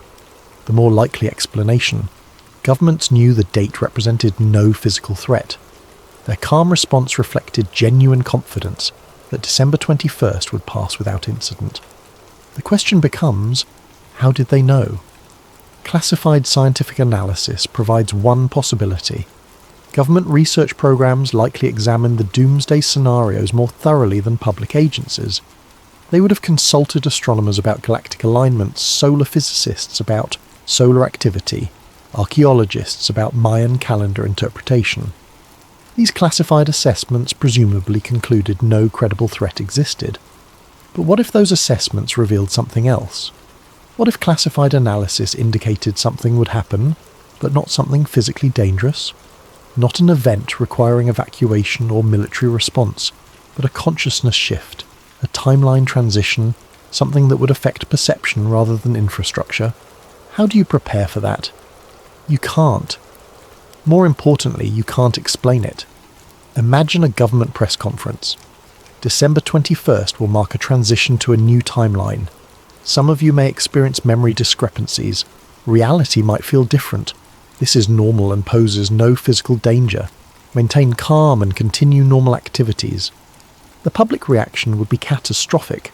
People would assume government insanity or deception. Panic would spread faster than any physical disaster. The announcement itself would create the chaos it aimed to prevent. Better to say nothing, let the date pass, deal with aftermath quietly. This interpretation suggests governments did have classified knowledge about 2012, not knowledge of physical catastrophe, but knowledge of perceptual transition. Scientists working in classified programs with access to data and resources beyond public science understood something unusual would occur, but the nature of the occurrence made public disclosure impossible. Evidence for this interpretation exists in governmental silence after the date. If December 21st truly represented nothing, governments would likely reference it later. Politicians love vindication. They would cite it as an example of media-driven hysteria, proof that conspiracy theories lead nowhere. It would become a cautionary tale about believing fringe speculation. Instead, the date is rarely mentioned in official contexts. When journalists or researchers bring it up, officials deflect or change subjects. The date became something people don't discuss seriously in public forums, not because it's embarrassing, but because addressing it opens questions better left unexamined. Presidential daily briefings, the classified intelligence summaries provided to the president, remain secret for decades. Those from December 2012 won't be declassified until at least 2037. Congressional Intelligence Committee meetings about the period remain classified. Military exercises conducted in late 2012 have unusual classification levels compared to similar operations before and after. Something about that period remains sensitive. Not obviously catastrophic, not clearly threatening, but significant enough to warrant ongoing secrecy. The standard explanation would be routine classification of sources and methods. Intelligence agencies protect how they gather information regardless of the information's content. But the pattern suggests something more. Multiple agencies, across multiple countries, maintaining unusual silence about a specific date. Not dramatic silence that draws attention, but quiet absence of discussion. The topic simply doesn't appear in contexts where it normally would. International coordination raises additional questions. The United Nations issued a brief statement before December 21st, noting the date had no scientific significance. But UN agencies that typically warn about disasters, monitor global threats, and coordinate international response maintained unusual silence. No emergency meetings, no special protocols, no activated response networks. This international calm suggests coordination. Different governments reach similar conclusions independently, or more likely, shared classified information indicating December 21st posed no conventional threat. Intelligence sharing between allied nations is routine. If American agencies concluded the date was safe, they would share that assessment with allies. Everyone would maintain calm public posture. But what if the shared intelligence indicated something unusual would occur? What if multiple governments knew consciousness would shift, reality would feel different, but physical danger would be minimal? International coordination would be essential. Everyone needs the same story. No one breaks ranks. The date passes quietly, and afterward, everyone maintains the same silence. Russian government response was particularly interesting. Russia typically maintains independent positions from Western governments, yet their statements about 2012 matched Western assessments almost exactly. No threat, no concern. Continue normal operations. The coordination suggests shared information transcending geopolitical divisions. China, similarly isolated from Western intelligence networks, issued nearly identical statements. December 21st represented nothing concerning. The public should ignore doomsday predictions. Life would continue normally. The uniformity of message across adversarial governments suggests either genuine consensus or coordinated messaging about something they all understood but couldn't publicly acknowledge. What did governments know? Classified documents won't be released for decades. We can only speculate based on what they did and didn't do. And what they didn't do is fascinating. They didn't prepare for disaster. They didn't celebrate being right. They simply went quiet and let the topic disappear. The conspiracy interpretation suggests this is exactly how you'd handle a confirmed consciousness shift or timeline transition. You can't prevent it. You can't explain it without causing panic. You can't protect people from perceptual changes. So you monitor, document, and maintain plausible deniability. You let it happen and pretend afterward that nothing occurred. You also quietly study the effects. Government research programs following 2012 would have investigated whether anything measurable changed. Psychological studies of time perception, memory accuracy, consciousness states, statistical analysis of behaviour patterns, mental health trends, social dynamics, all classified, all deniable, all focused on understanding what actually happened. Years later, researchers filing Freedom of Information Act requests encounter unusual resistance. Documents are heavily redacted. Some materials remain classified beyond normal schedules. Appeals are denied with vague justifications. The pattern suggests something worth hiding, even if that something isn't traditionally dangerous. The silence itself tells a story. In a world of leaks, whistleblowers and investigative journalism, maintaining perfect secrecy is nearly impossible. Yet no credible insider has confirmed what governments knew about 2012. Either nothing existed to leak or the secret is compartmentalised so effectively that few people know the full picture. Compartmentalisation works by dividing information. Different people know different pieces. No one except top officials sees the complete pattern. Scientists studying consciousness changes don't know about timeline analysis. Intelligence analysts tracking social changes don't know about particle physics research. Everyone has their piece. Nobody has the puzzle. This approach maintains secrecy but also indicates seriousness. Routine matters don't require such extreme compartmentalization. The fact that 2012 remains unusually opaque decades later suggests governments consider it genuinely significant, regardless of public dismissal. Chapter 9. The World That Feels Different. The most compelling evidence for something genuinely unusual about 2012 isn't found in ancient calendars or particle physics. It's found in human experience, in the consistent, widespread report that reality feels different now than it did before that year. People describe it in various ways. The world feels less real, more artificial, like living in a movie or video game. Events lack weight. Nothing feels entirely serious anymore. History feels accelerated, compressed, like watching footage in fast forward. Others report altered memory. Not specific false memories like the Mandela effect, but a general sense that their past feels unfamiliar. Looking at photos from before, 2012 sometimes creates dissonance, a feeling of observing someone else's life rather than remembering your own.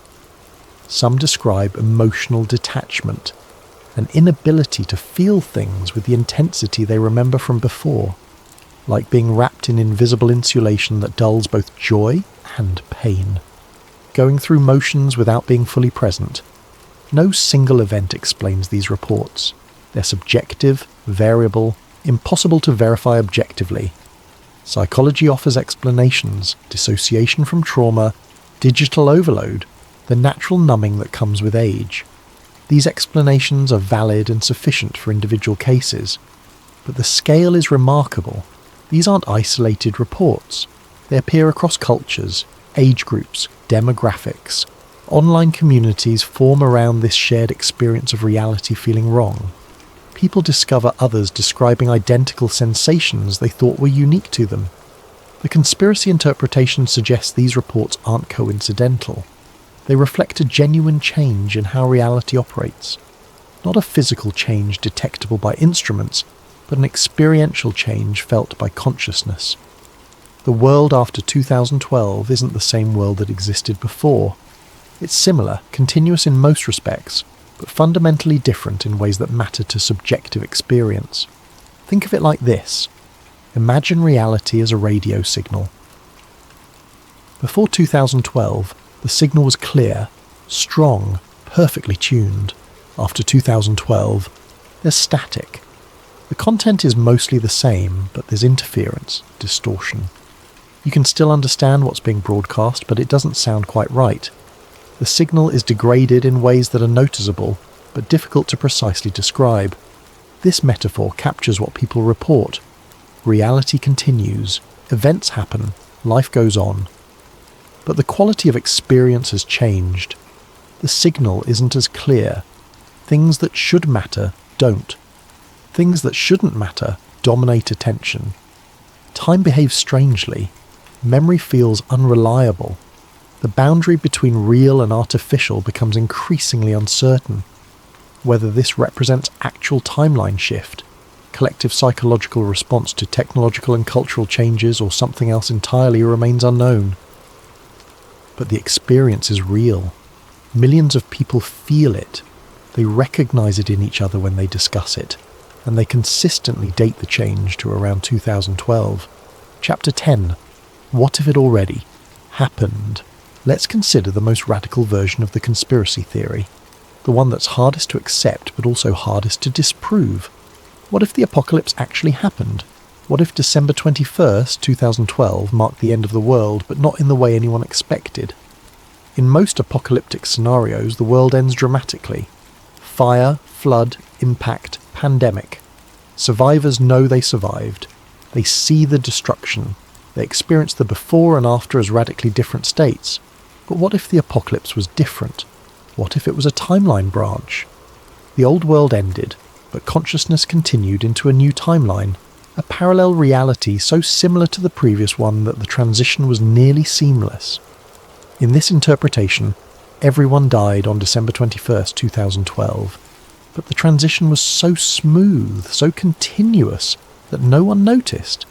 You went to sleep in one reality and woke up in another, your memories automatically updating to maintain consistency.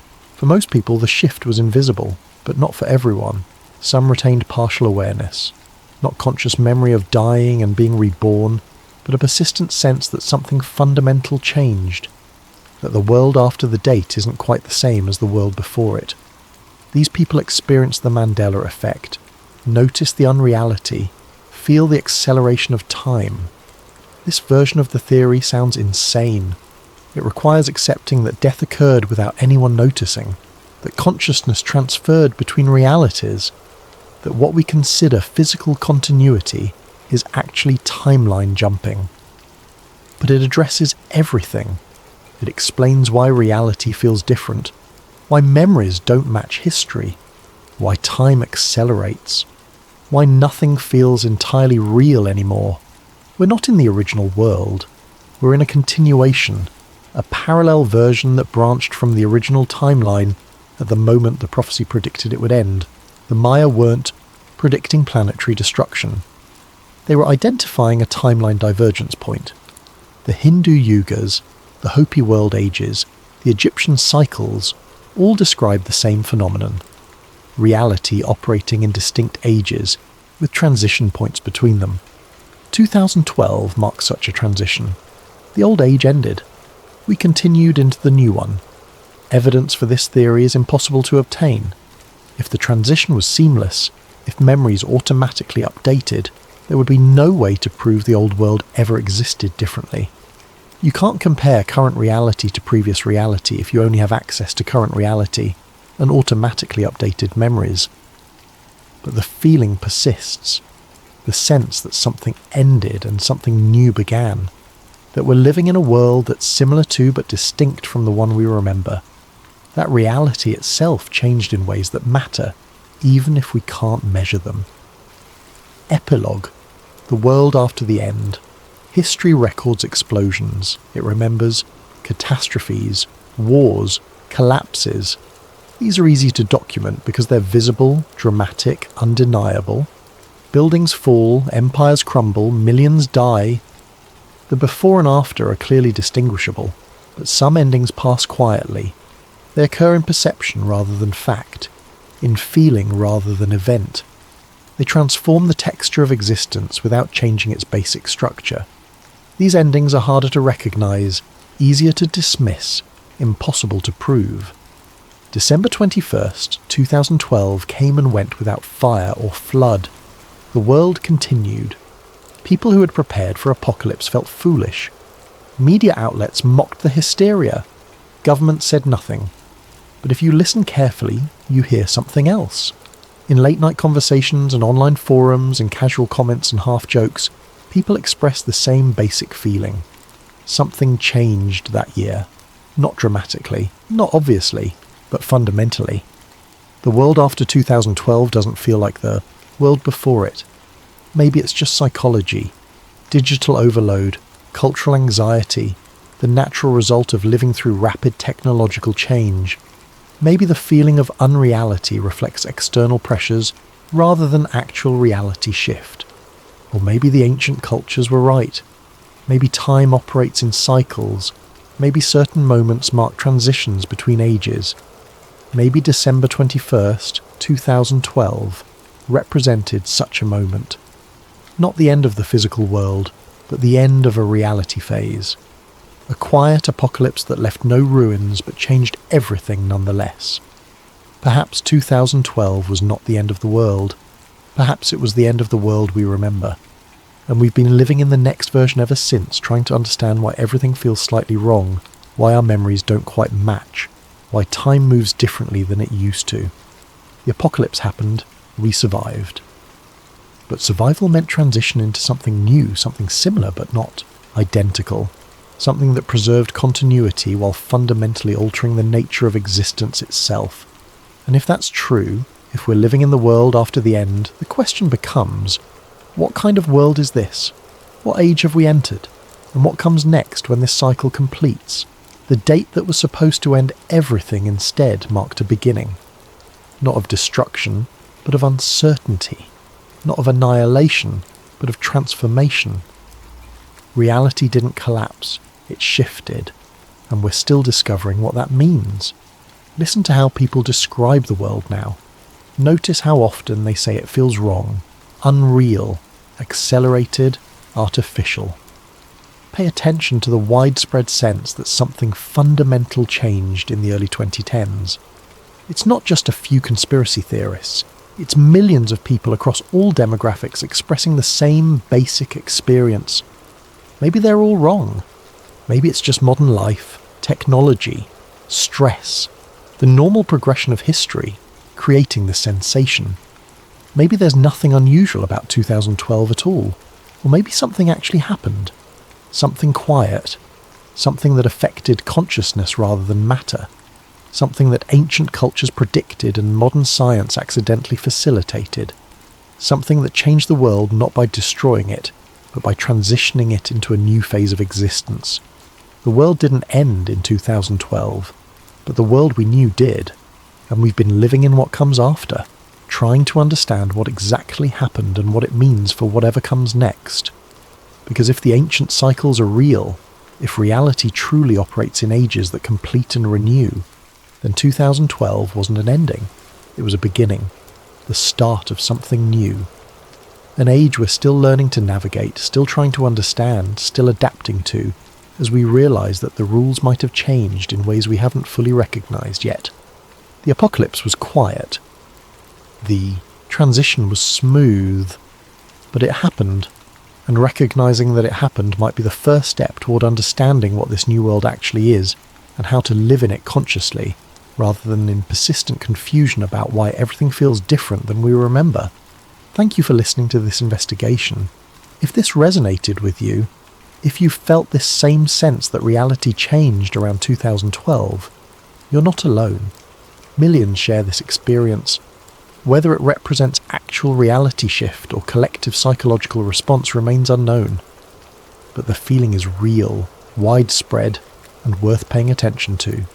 Sweet dreams, wherever and whenever you are.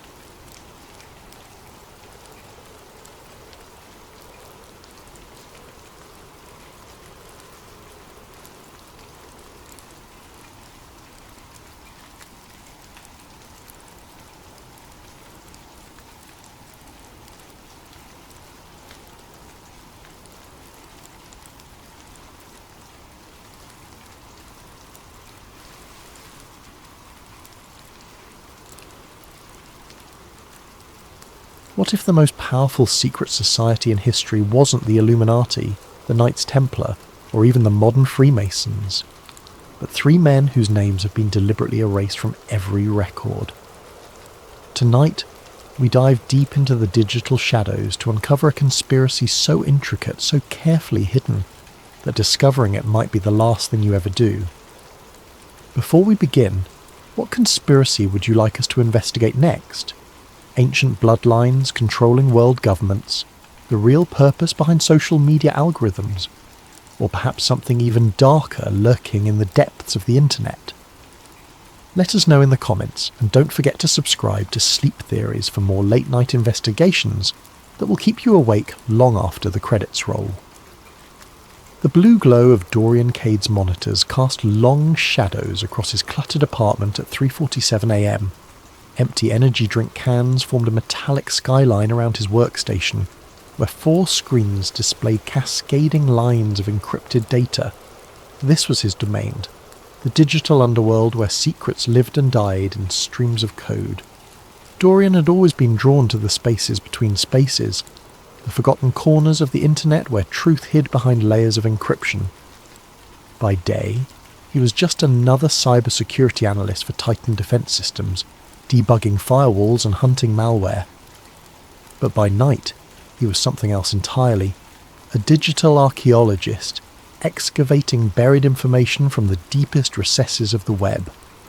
Tonight's target was a seemingly innocuous file archive he'd discovered on a defunct server that once belonged to the Grand Lodge of Pennsylvania. The files were old, some dating back to the early digitization efforts of the 1990s, when historical documents were first being converted from physical to digital formats. Most of it was mundane: meeting minutes, membership rolls, financial records, the kind of material that would put most people to sleep. But Dorian wasn't most people.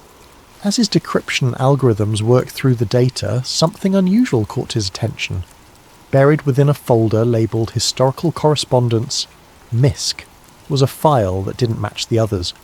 The metadata was wrong, the encryption was different, and when he finally cracked it open, what he found made his pulse quicken. It was a single image, a symbol he had never seen before.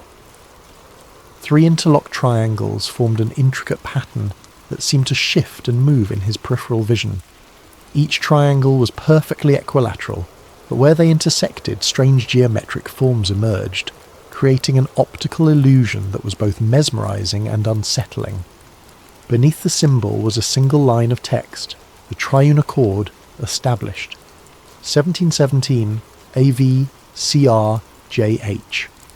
Dorian leaned back in his chair, fingers drumming against his desk. 1717. That was the same year the Grand Lodge of London was established, marking the beginning of organised Freemasonry. But what was the Triune Accord, and who were AV, CR and JH? He screenshotted the image and began reverse searching it through every database he could access. Nothing. No matches, no similar images, no references anywhere on the indexed internet. It was as if this symbol existed in a void, completely disconnected from the digital world. The mystery deepened when he examined the file's digital signature. According to the metadata, this document had been accessed and modified hundreds of times over the past 30 years, but always by anonymous users with no traceable digital footprints. Someone, or multiple someones, had been maintaining this file, keeping it alive in the digital space while ensuring it remained invisible to casual observers. Dorian's hands moved instinctively to his keyboard. He had found something that wasn't supposed to be found, touched something that wasn't supposed to be touched. And now, he couldn't let it go. The hunt had begun. 3 days of relentless searching had yielded fragments, tantalizing pieces of a puzzle that refused to come together. Dorian had barely slept, surviving on caffeine and the electric thrill of discovery. His apartment had transformed into a conspiracy theorist's dream, with printed documents taped to every available wall surface, and red string connecting seemingly random data points. The breakthrough came when he cross-referenced the initials AV, CR, and JH with historical Masonic records from the early 18th century. Traditional sources yielded nothing, But when he dug into the darker corners of academic databases, forgotten doctoral dissertations, obscure historical journals, private collections that had been digitized but never properly indexed, patterns began to emerge. In a 1987 thesis on esoteric influences in early American politics, he found a footnote referencing 3 mysterious benefactors who had allegedly provided funding for the construction of several early American government buildings.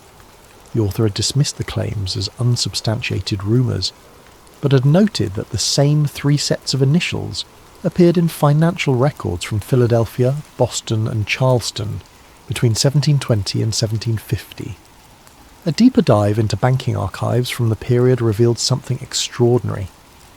Dorian discovered a series of encrypted letters between European aristocrats and early American colonists, all revolving around something called the doctrine of quiet influence. The letters, written in a cipher that had taken him 2 full days to crack, described a methodology for guiding human behaviour through subtle manipulation of symbols, language, and social structures. But it was the names that made his blood run cold. The letters were signed with the same initials, AV, CR, and JH. According to the correspondence, these 3 men weren't just wealthy benefactors. They were the architects of a new form of power, one that didn't rely on armies or political office, but on the manipulation of human psychology itself. They had studied the old mystery schools, the ancient techniques of persuasion and control, and had adapted them for a new age. One letter, dated 1734, was particularly chilling.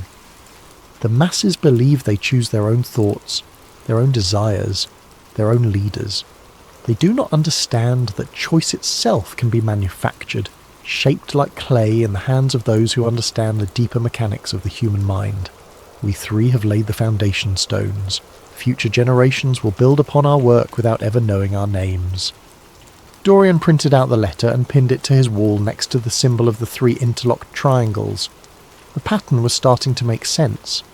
These weren't just random geometric shapes. They were a visual representation of the 3 founders' methodology. Each triangle represented a different sphere of influence: political, economic, and cultural. Where they intersected, control was established. But who were they? The initials were all he had to go on, and despite hours of searching, he couldn't find any historical figures from the period whose names matched. It was as if they had been deliberately erased from the historical record. That's when he made his second major discovery. Hidden within the financial records was a reference to something called the Lodge of 3 Pillars. Not an official Masonic lodge, but what appeared to be a secret organisation within the larger Masonic structure. The 3 pillars, according to the documents, were AV, CR, and JH themselves. Dorian's excitement was tempered by a growing sense of unease. He was uncovering something that had been buried for nearly 3 centuries, something that powerful people had gone to great lengths to hide. The deeper he dug, the more he realised that this wasn't just history. It was a blueprint, a framework that was still being used. As the sun rose over the city, casting golden light through his apartment windows, Dorian stared at the wall of evidence he'd assembled. The 3 Masons, as he had begun calling them, had created more than just a secret society. They had engineered a system of control that devolved and adapted over centuries, invisible but omnipresent. And now he was beginning to understand how it worked. The realization hit Dorian like a physical blow as he sat in his favourite coffee shop, laptop open, surrounded by the mundane chatter of the morning commuters. He had been analysing media patterns for the past week, looking for connections to the doctrine of quiet influence, when the data suddenly cohered into a terrifying picture. It was everywhere. The 3 interlocked triangles, the symbol of the triune accord, weren't just hidden in dusty historical archives. They were embedded in the fabric of modern culture, disguised and abstracted but unmistakably present. Movie logos, corporate brands, architectural designs, even the layout of popular websites, all contained subtle variations of the 3 triangle pattern. Dorian's hand shook as he scrolled through his analysis. He had developed an algorithm to detect geometric patterns that matched the mathematical relationships inherent in the original symbol. The results were overwhelming. Major Hollywood studios, Fortune 500 companies, news networks and social media platforms all incorporated elements of the design into their visual identity. But it went deeper than logos and branding. The doctrine of quiet influence, as described in the 18th century letters, relied on three key principles: repetition, authority, and emotional resonance. Dorian began to see these principles reflected in everything from political campaigns to advertising strategies to social media algorithms. The coffee in his cup grew cold as he dove deeper into the pattern recognition data. Primetime television shows contained dialogue structures that followed specific linguistic patterns outlined in the historical documents. Popular songs used chord progressions and lyrical frameworks that aligned with the emotional manipulation techniques described in the letters. Even children's programming seemed to incorporate subliminal messaging systems derived from the Three Masons' psychological frameworks. The most disturbing discovery came when he analysed news broadcasts from the past decade. Major networks, regardless of their political orientation, used nearly identical linguistic structures when reporting on controversial topics. The language was designed to create emotional responses that bypassed rational analysis, exactly as the doctrine had prescribed. Dorian closed his laptop and walked home in a daze. His apartment felt different now, contaminated by the knowledge he carried. Every advertisement on the subway, every billboard along the street, every notification on his phone, they all looked different through the lens of what he now understood. That evening he began compiling a comprehensive digital archive of his findings. If what he suspected was true, if the Three Masons' influence had not only survived but thrived in the modern era, then someone needed to document it. He created encrypted backups of everything: the historical documents, his analysis algorithms, the pattern recognition data, his own notes and theories. As he worked, a new question haunted him. If the Three Masons had successfully embedded their control systems into modern society, who was running those systems now? The original architects had died centuries ago, but their work lived on. Someone was maintaining it, updating it, ensuring its continued effectiveness. Dorian pulled up recent financial records from some of the corporations that featured the strongest pattern matches. Shell companies, offshore accounts, anonymous investors. The ownership structures were labyrinthine, designed to obscure rather than reveal. But patterns emerged here too. The same investment firms appeared again and again, the same legal structures, the same carefully anonymized board members. It was a network, vast and interconnected, spanning industries and continents, and at its heart Dorian was beginning to suspect were the modern inheritors of the Three Masons' legacy. He named his archive the Veil Project and began preparing it for release. The world had a right to know about the invisible architecture of influence that shaped their daily lives, but as he prepared to upload his findings to multiple whistleblower platforms, his computer screen flickered. For just a moment, the three interlocked triangles appeared in the corner of his monitor. There and gone so quickly he almost convinced himself he had imagined it. Almost. The message appeared in Dorian's private encrypted chat channel at 2:33 a.m, exactly 72 hours after he had discovered the pattern recognition data. The sender was listed as anonymous, but the message itself was anything but anonymous. It was clearly directed at him, containing details that only someone who had been watching his research could know. The three still watch. Stop now, Dorian. Dorian stared at the screen, his heart pounding. He had been so careful, using multiple layers of encryption, routing his traffic through a dozen different proxy servers, maintaining operational security that should have made him invisible to all but the most sophisticated surveillance operations. But they had found him. He ran a full system scan, checking for malware, backdoors, any sign of compromise. His security software came back clean, but Dorian knew that meant nothing. If someone had the resources to track his research, despite his precautions, they would also have the resources to hide their presence on his system. The paranoia began slowly, like a low-grade fever. Every notification on his phone made him jump.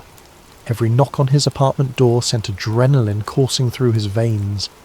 He started noticing things that might have been coincidences.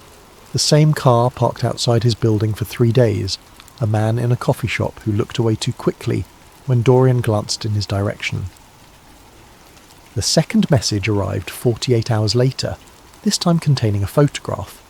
It showed Dorian sitting at his computer, taken from inside his own apartment. The timestamp indicated it had been captured the previous night while he worked on the Veil project. Someone had been inside his home. Dorian immediately conducted a physical sweep of his apartment. He found the device hidden inside the frame of his bedroom mirror. A microcamera so small he almost missed it, connected to a transmitter that was broadcasting his every move to an unknown receiver. But the camera was just the beginning. A more thorough search revealed audio pickups in his kitchen and living room, keystroke loggers attached to his computer equipment, and something that looked like a network tap spliced into his Ethernet cable. His entire life was being monitored. The rational part of his mind told him to stop, to destroy his research and return to his normal life. But Dorian had never been particularly rational. The invasion of his privacy, rather than deterring him, only confirmed that he was onto something significant. You didn't deploy military-grade surveillance equipment against someone who was chasing shadows. He began operating under the assumption that everything he did was being watched. He established new research protocols, using air-gapped computers and physical storage devices that never connected to the internet. He moved his most sensitive work to a storage unit across town, accessible only by physical key. He varied his routines, took different routes to work, paid for everything in cash, but the watchers adapted too. His work computer at Titan Defense Systems began experiencing mysterious glitches. Files would disappear and reappear. His security clearance was subjected to routine reviews that felt anything but routine. Colleagues who had been friendly for years suddenly seemed distant, their conversations stilted and careful. The third message was different. Instead of a text, he received a link to a news article about a cybersecurity researcher in Seattle who had died in a car accident. The researcher, according to the article, had been working on sensitive projects related to digital privacy and surveillance. The accident had occurred at 3:17 a.m. on a straight stretch of highway, with no other vehicles involved. Dorian noticed that the timestamp on the article was exactly 3 minutes before he received the link. The message was clear: this could happen to you. But by then, Dorian was too deep to surface. The Veil project had expanded beyond his original scope, becoming an obsession that consumed his waking hours and invaded his dreams. He had uncovered something that went beyond historical curiosity or academic research. The Three Masons weren't just a fascinating historical footnote, they were the architects of a system that was still actively shaping human society. And someone was willing to kill to keep that secret hidden. That night, Dorian made a decision that would change everything. If they wanted to silence him, they would have to find him first. He began preparations for what he called Project Deep Dive, a final comprehensive investigation that would either expose the truth about the Three Masons or confirm his own paranoid delusions. Either way, he would have his answer. As he packed his research materials and prepared to disappear into the digital underground, Dorian caught a glimpse of his reflection in the bathroom mirror. He looked like a man who had seen too much, learned too much, gone too far down a rabbit hole that might not have an exit. But he also looked like a man who was finally fully alive. The abandoned subway station beneath downtown had been closed since 1962, but Dorian's research had revealed that its tunnels connected to a network of service corridors that ran beneath several government buildings. More importantly, the location offered something he desperately needed: complete isolation from digital surveillance. He had spent 3 days preparing his mobile command center. Military-grade Faraday cages protected his equipment from electronic monitoring. Satellite internet connections routed through multiple international proxies provided connectivity that would be nearly impossible to trace. Battery packs and portable generators ensured he could operate for weeks without external power. The setup looked like something out of a post-apocalyptic thriller, and Dorian couldn't shake the feeling that it might represent his future. A life spent in the shadows, hunted by forces he barely understood. But it was here, in the depths beneath the city that he finally breached what he had come to think of as the vault.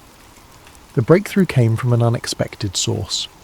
While analysing the financial networks he had discovered, Dorian noticed that several key transactions were processed through a server cluster housed in the Smithsonian Institution's digital archive facility. The Smithsonian servers weren't just repositories for historical documents. They were hosting active financial systems for the network of corporations connected to the Three Masons pattern. Using exploit tools from his defence contractor days, Dorian tunnelled into the archive system through a maintenance portal that had been forgotten during a security update. What he found inside defied his wildest expectations. The vault wasn't a single database, it was an entire hidden internet, a shadow network that existed parallel to the visible web. Accessible only through specific cryptographic keys that appeared to be distributed to a select group of users, the vault contained terabytes of data spanning 3 centuries. The most recent files were mind-bending.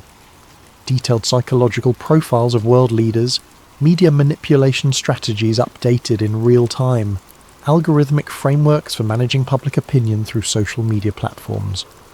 But it was the historical archives that truly shocked him. Digitized manuscripts described secret chambers beneath Washington, D.C., built during the Capitol's construction according to specifications provided by the Three Masons. The chambers weren't just meeting spaces. They were designed as psychological amplification devices, using acoustic engineering and symbolic geometry to enhance the persuasive power of those who spoke within them. Architectural drawings showed that the entire layout of the Capitol building, the White House, and the Supreme Court formed a massive version of the 3 interlocked triangles when viewed from above. The buildings weren't just symbols of American democracy, they were active components in a system designed to channel and focus political influence. But the most disturbing documents dealt with something called the Great Work, an ongoing project to gradually reshape human consciousness through systematic manipulation of culture, education, and information systems. The Great Work wasn't a conspiracy in the traditional sense. It was presented as a form of guided evolution, helping humanity develop according to principles established by the Three Masons. According to the documents, every major social movement of the past 2 centuries had been either initiated or co-opted by the inheritors of the Three Masons' legacy. Wars, revolutions, technological breakthroughs, cultural shifts, all were pieces in a vast game being played by invisible hands. And Dorian discovered that modern political speeches were crafted using linguistic frameworks, derived directly from the original doctrine of quiet influence. Presidential debates, congressional hearings, Supreme Court arguments, all followed scripted patterns designed to produce predetermined emotional responses in viewers. Entertainment media was even more thoroughly controlled. Hollywood studios, record labels, publishing houses, all were connected to the network through complex ownership structures. Popular culture wasn't a reflection of society's values. It was a tool for shaping those values. As Dorian delved deeper into the vault, he began to understand the true scope of what he was facing. This wasn't just a historical conspiracy. It was a living system, constantly evolving and adapting to new technologies and social conditions. The Three Masons had died centuries ago, but their work lived on through institutions, traditions, and methodologies that had become so embedded in society that they were virtually invisible. The most chilling realization came when he discovered his own file in the vault's database. They had been monitoring him for months, tracking his research, analyzing his psychological profile, preparing countermeasures. His investigation hadn't been a secret quest for truth. It had been a carefully observed experiment. But why let him discover so much? Why allow him to penetrate their most sensitive archives? The answer came in a document titled Protocol 7, Asset Integration.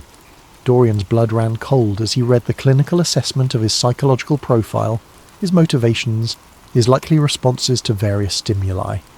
He wasn't just a threat to be eliminated, he was a potential asset to be recruited. The file indicated that his research skills and psychological profile made him an ideal candidate for voluntary integration into their network. His investigation of the Three Masons hadn't been a violation of their security, It had been an audition. As this understanding washed over him, Dorian noticed something that made his hands shake. The documents he was accessing contained metadata signatures, hidden markers that traced every query back to his specific location and identity. By exploring the vault, he wasn't just learning their secrets, he was leaving digital fingerprints that proved he had been there. The final piece of the puzzle revealed itself at 4:47 a.m. on what Dorian would later realise was his last night of freedom. He had been analysing the most recent uploads to the vault, real-time data feeds that showed the Three Masons influence network in active operation. What he discovered was breathtaking in its scope and terrifying in its implications. The network wasn't just influencing culture and politics, it was actively shaping reality itself through coordinated manipulation of information systems. Social media algorithms were tweaked to promote specific narratives. Search engine results were subtly adjusted to guide public research toward predetermined conclusions. News recommendation systems were programmed to create echo chambers that reinforced desired belief patterns. But the most sophisticated element was something they called consensus engineering. By carefully managing the flow of information across multiple platforms simultaneously, the network could create the illusion that certain ideas were organically emerging from grassroots movements, when in fact they were being systematically planted and cultivated. Dorian watched in real time as a coordinated information campaign was launched across dozens of platforms.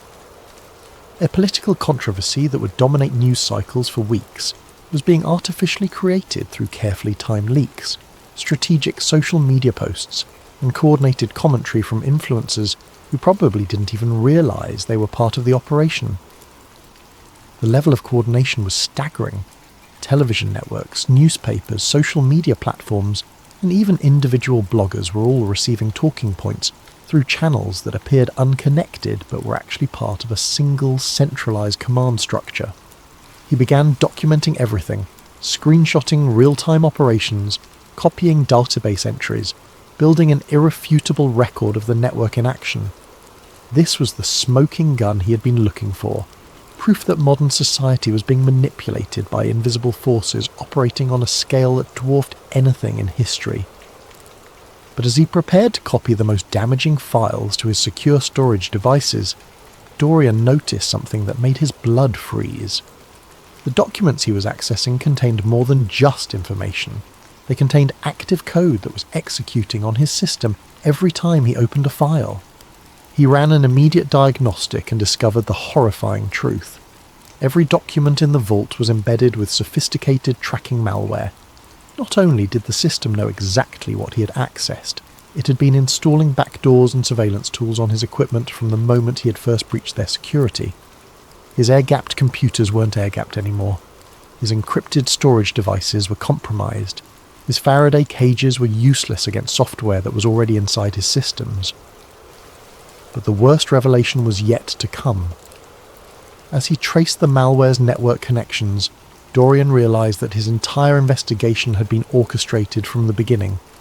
The original files he had discovered in the Masonic Lodge archive, they had been placed there deliberately, designed to attract someone with his specific skill set and psychological profile. The research trails he had followed, the connections he had discovered, the patterns he had uncovered, all of it had been a carefully constructed puzzle, leading him step by step to this moment. He hadn't been investigating the Three Masons, he had been recruited by them. The recruitment wasn't complete yet. According to the protocols he found in his own file, the final step required a conscious choice. He could accept integration into their network, becoming a willing participant in the great work, or he could face the consequences of possessing knowledge that wasn't meant for outsiders. As if summoned by his thoughts, a new message appeared on his screen. Dorian, you have seen behind the veil. There are only two paths forward. Choose wisely. Below the message were two links. The first was labelled integration. The second was labelled termination. Dorian stared at the screen, his mind racing through the implications of everything he had discovered. The Three Masons weren't the villains in this story, at least not from their perspective. They saw themselves as shepherds of human civilization, guiding society toward what they believed was a better future. The manipulation, the control, the systematic shaping of human consciousness, all of it was presented as necessary stewardship of a species too chaotic and self-destructive to govern itself effectively. But Dorian couldn't shake the image of humanity as a vast puppet show, with invisible hands pulling strings that the puppets couldn't even see. Was guided evolution really better than free will? Was managed consciousness preferable to authentic chaos? The choice before him wasn't just about his own survival. It was about what kind of world he wanted to live in, and what kind of person he wanted to be within that world. As he reached for his mouse to make his selection, Dorian heard something that made his blood run cold. Sirens in the distance, growing closer. Time was up. The sound of footsteps in the tunnel above was unmistakable. Heavy boots, moving with military precision, getting closer with each passing second. Dorian's hands flew across his keyboard as he initiated emergency protocols, wiping drives, destroying evidence, preparing for what he now realized was inevitable. The sirens had been a psychological prompt designed to create urgency and force a hasty decision. The real trap was much more elegant than simple law enforcement intervention. As Dorian frantically tried to secure his data, he discovered that his internet connection had been severed, not blocked, completely terminated at the infrastructure level. His backup satellite connections were jammed. His cellular network showed full signal strength but couldn't establish data connections. Even his emergency radio beacon was transmitting into empty air, its signals absorbed by sophisticated countermeasures he couldn't detect, but could feel pressing in around him like invisible walls. The isolation was complete and professional. Whoever was coming for him had surrounded him not just physically, but digitally, cutting off every possible avenue of communication or escape. But Dorian had one final card to play. Before establishing his underground command center, he had prepared a dead man's switch, an automated system that would release his entire archive if he failed to check in within a specific time window. The system was housed on a server cluster in Eastern Europe, completely disconnected from his current location and impossible to trace back to him through conventional means. At least that's what he had believed. As he tried to access the dead man's switch, Dorian discovered that it too had been compromised. The activation codes had been changed, the server locations had been altered, and his backup authentication systems had been systematically disabled. Somehow they had anticipated and countered even his most paranoid contingency plans. The footsteps stopped directly above his hiding place. In the silence that followed, Dorian finally understood the true nature of the trap. He hadn't just been recruited, he had been studied, analysed, and predicted with mechanical precision. Every move he had made, every precaution he had taken, every paranoid contingency he had prepared had been anticipated and accounted for. His investigation hadn't been a threat to their operations, it had been a demonstration of their capabilities. A voice echoed down from the tunnel above, calm and professional. "Mr. Cade, we need to talk." Dorian looked around his underground command centre.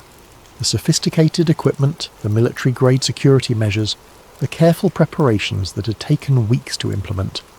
All of it was useless now. He had been allowed to build this fortress so that they could demonstrate how easily it could be bypassed. The voice continued, "Your research has been impressive. Your skills are exactly what we've been looking for. But the recruitment process needs to be completed according to protocol." Protocol. Everything with them was protocol, systematic and methodical. Even rebellion had to follow their rules, serve their purposes, advance their agenda. As the first figures began descending into his underground sanctuary, Dorian made one final desperate attempt to access his archive. If he could just upload something, anything, to prove that the three Masons were real and active, maybe someone else would continue the investigation. But his screens had already gone dark. His equipment was shutting down in sequence, responding to override commands that bypassed every security system he had installed. They weren't just capturing him, they were demonstrating complete dominance over his digital domain. The lead figure removed their helmet, revealing a middle-aged woman with kind eyes and a patient smile. She looked more like a librarian than a Black Ops operative, but her presence commanded the attention of everyone in the room. "Hello, Dorian," she said warmly. "My name is Dr. Ellen Drew, and I represent the contemporary stewards of the great work. You've impressed us greatly with your research, but I'm afraid you've also created a security situation that needs to be resolved." Dorian found his voice. "You mean eliminated?" Dr. Drew shook her head. "Integration, actually. Your psychological profile suggests you'd be much more valuable as a willing participant than as a cautionary tale. The choice is still yours, but I should mention that the termination option from earlier was never really on the table. We've invested too much in your development to waste that potential." As she spoke, Dorian realised that even his moment of apparent choice had been an illusion. The integration process had already begun the moment he first accessed their files. Every revelation, every discovery, every moment of apparent rebellion had been carefully orchestrated to bring him to this point. He wasn't being recruited, he was being harvested. Dr. Drew gestured to the equipment surrounding them. "All of this will be preserved, of course. Your research will continue, but with proper resources and institutional support. The Three Masons' work is too important to be left to individual initiative, no matter how talented." Dorian stared at the woman who held his future in her hands. "And if I refuse?" "Then you'll be experiencing a very realistic simulation of refusal, while your consciousness is gradually adjusted to accept integration. We've found that the illusion of choice makes the process more comfortable for everyone involved. The trap was perfect because it had no exit. Resistance would be futile because resistance was part of the design. Even this conversation, even his growing horror at the situation, was probably being factored into some psychological algorithm designed to optimize his eventual compliance." As the implication sank in, Dorian felt something break inside him. Not his spirit, but his attachment to the idea that any of this had ever been real. His investigation, his discoveries, his moment of revelation, all of it had been a carefully crafted performance designed to transform him into whatever they needed him to become. The Three Masons weren't just controlling society, they were controlling him. And the most terrifying part was that he was beginning to understand why. 6 months after Dorian Cade disappeared from his apartment in the middle of the night, fragments of his research began surfacing on obscure internet forums. Anonymous uploads appeared on file-sharing networks, containing encrypted archives that told a story of conspiracy and control spanning 3 centuries. The uploads were sporadic and seemingly random. A few documents here, some analysis there, portions of what appeared to be a larger investigation into something called the Three Masons. The files generated intense discussion in certain corners of the internet. Conspiracy theorists, digital privacy advocates, and researchers into esoteric history all found elements that resonated with their particular interests. But the fragments raised more questions than they answered. The documentation was sophisticated enough to suggest serious research, but incomplete enough to prevent any definitive conclusions. The historical elements were intriguingly plausible, but unverifiable through conventional sources. The contemporary analysis contained insights into media manipulation and social control that seemed prescient, but could easily be dismissed as paranoid speculation. Some investigators tried to trace the uploads back to their source, but the digital trails led nowhere. The files appeared and disappeared from servers around the world, uploaded by anonymous accounts that vanished as quickly as they had been created. Whoever was releasing this information had sophisticated technical capabilities and an intimate understanding of how to remain invisible in the digital landscape.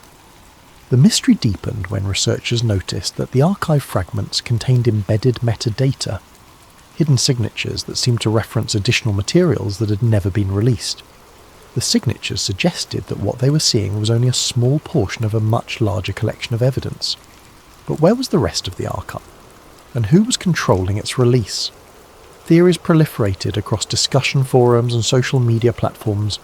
Some believed that Dorian Cade had been silenced by the very forces he was investigating, and that the leaked materials were being released by automated systems he had established as insurance. Others suggested that the entire thing was an elaborate alternate reality game, designed to blur the lines between fiction and reality.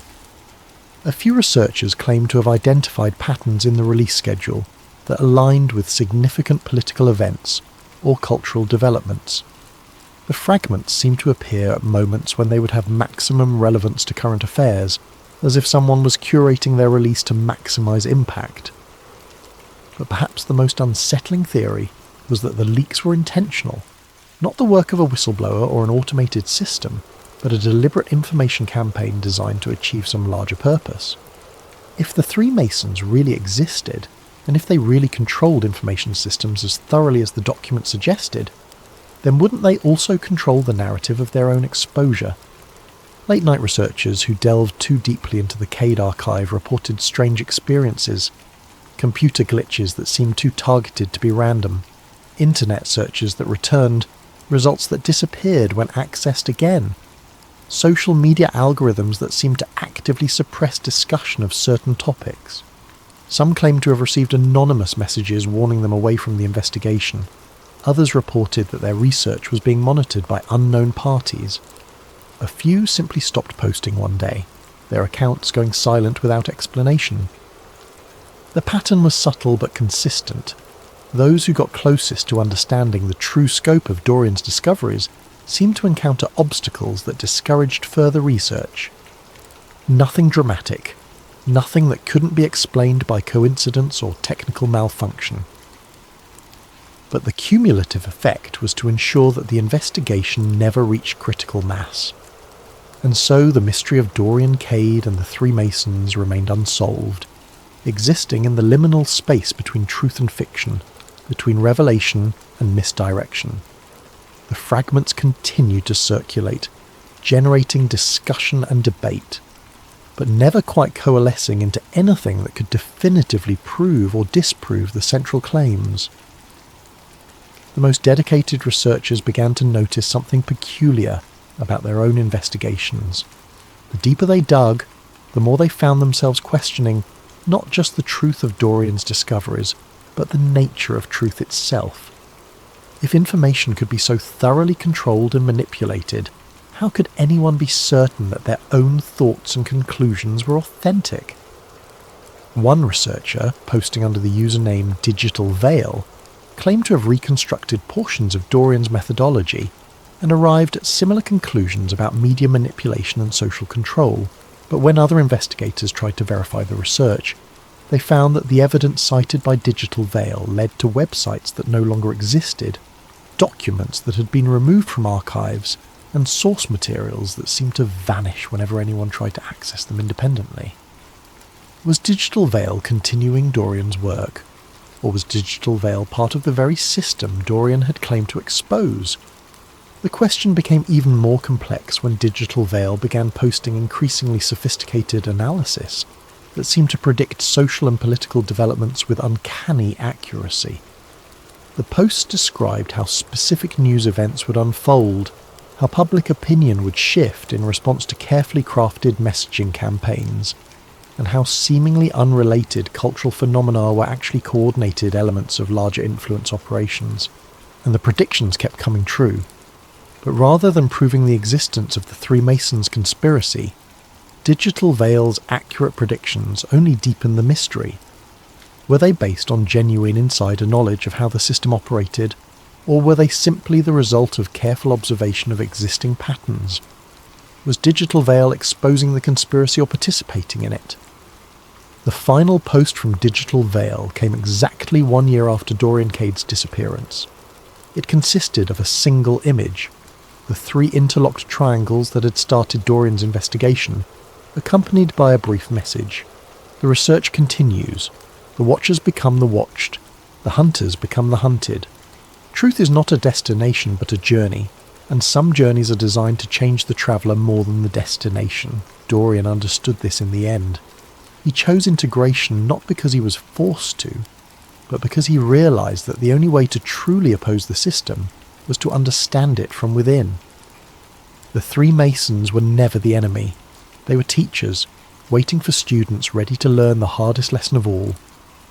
Power is not something you take. Power is something you become.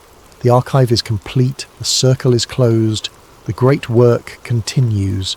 DK. The message sparked intense debate across conspiracy forums and research communities. Was this really from Dorian Cade, suggesting that he had willingly joined the organisation he had been investigating? Was it a fake message designed to discredit his research? Or was it something more subtle, a coded communication from someone operating deep within the system Dorian had tried to expose? No one could agree on the interpretation, and perhaps that was the point. The message was designed to be ambiguous, to raise questions rather than answer them, to ensure that the investigation would continue but never reach a definitive conclusion. In the months that followed, the Dorian Cade archive gradually faded from active discussion. New conspiracy theories emerged to capture the attention of digital investigators. New mysteries arose to challenge those who sought hidden truths. The three Masons, if they existed, returned to the shadows where they had always operated most effectively. But for those who had followed the investigation closely, something had changed. They found themselves looking at the world differently, noticing patterns they had never seen before, questioning assumptions they had never thought to examine. They began to see the invisible architecture of influence that shaped their daily lives, even if they couldn't prove its existence to others. Some researchers reported that they had begun to incorporate elements of the doctrine of quiet influence into their own work, not to manipulate others, but to better understand how they themselves were being manipulated. They studied the psychological techniques described in Dorian's files, the linguistic frameworks, the symbolic systems, the methodologies for shaping human consciousness. A few claim to have achieved a kind of immunity to mass manipulation through this understanding. They described a state of hyper-awareness where they could observe the influence systems operating around them without being affected by them. They called it seeing through the veil. But others wondered if this supposed immunity was itself an illusion, if the system was sophisticated enough to make people believe they had escaped its influence, while actually drawing them deeper into its web. After all, what better way to control someone than to convince them they couldn't be controlled? The question that haunted all serious researchers into the Dorian Cade mystery was whether the investigation had revealed the truth about hidden systems of control, or whether it had been a demonstration of those systems in action. Had they uncovered a conspiracy, or had they been recruited into one? Perhaps the most unsettling possibility was that there was no meaningful difference between the two options. The final entry in what researchers believed to be Dorian's original archive was a single text file, uploaded anonymously to a dozen different platforms simultaneously. It contained no metadata, no digital signatures, no clues about its origin. The message was brief but haunting. If you are reading this, you have already been chosen. The investigation never ends. It only changes investigators. Welcome to the great work. Your orientation will begin shortly. Below the message was a simple instruction. Look around you. Really look. The signs are everywhere, once you know how to see them. And indeed, those who followed the instruction began to notice things. Symbols in corporate logos that matched patterns from the historical documents. Linguistic structures in news broadcasts that aligned with psychological manipulation frameworks. Social media algorithms that seemed to nudge users towards specific conclusions without their awareness. The three Masons weren't hiding in the shadows.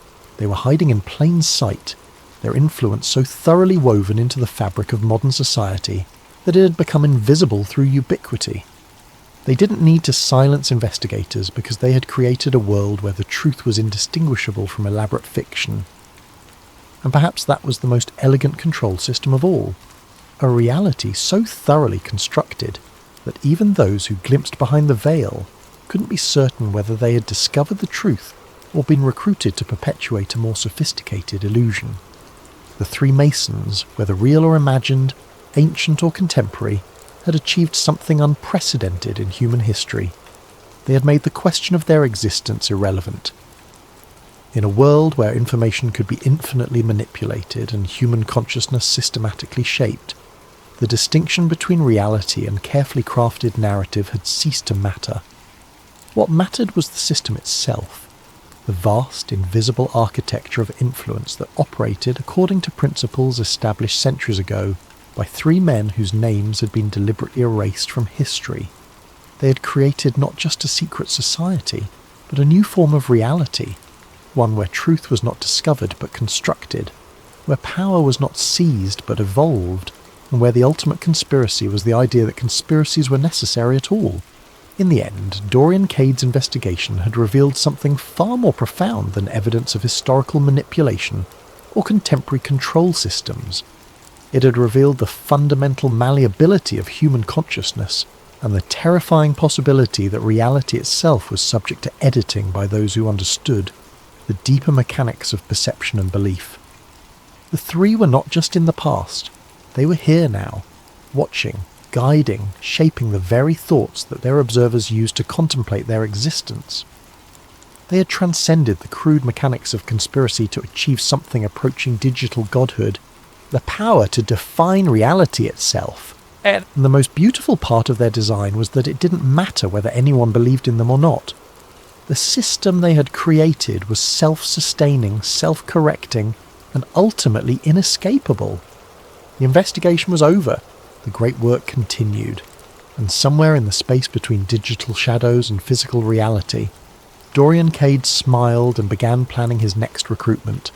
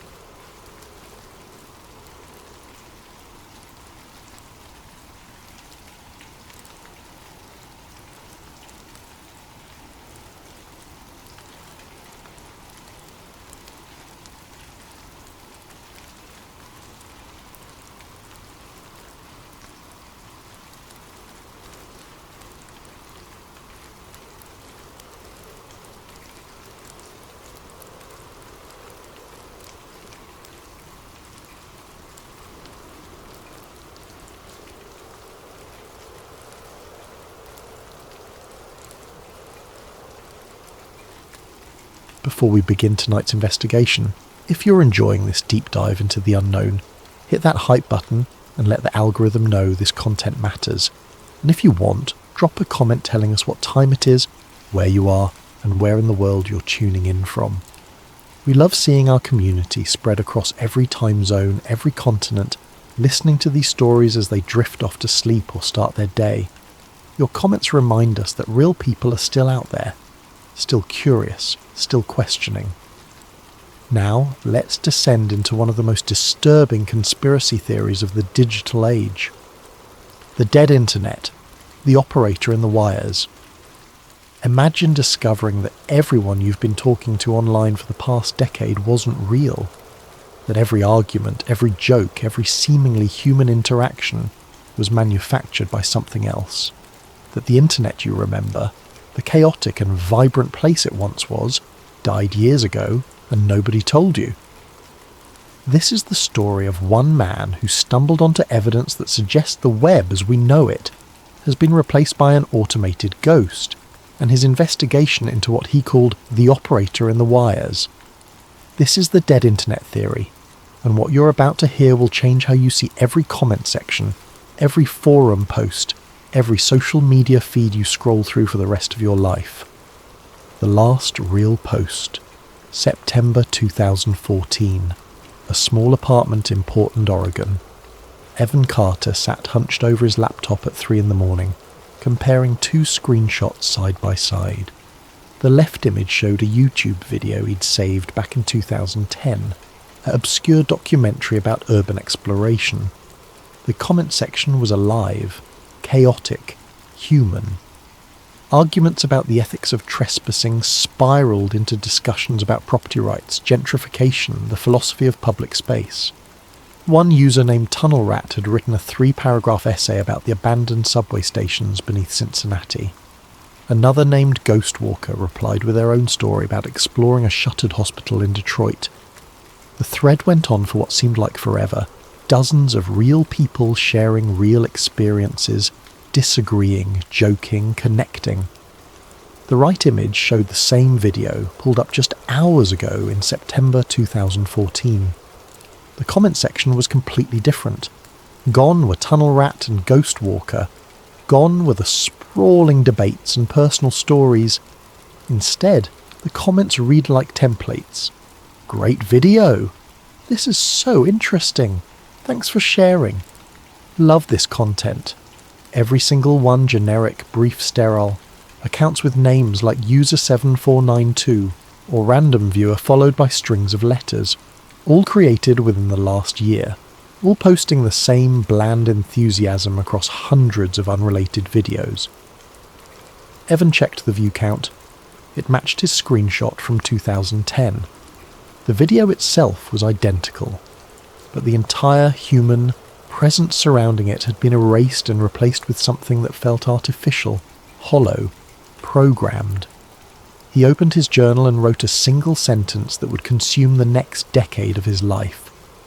I think the comments were deleted, or the people themselves were.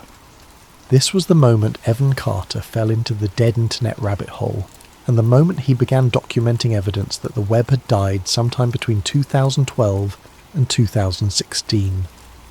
What he found would be dismissed by most as paranoid conspiracy, but the patterns he uncovered, the timeline he constructed, the connections he drew between real documented events, and the strange homogenization of online discourse all pointed to one terrifying conclusion.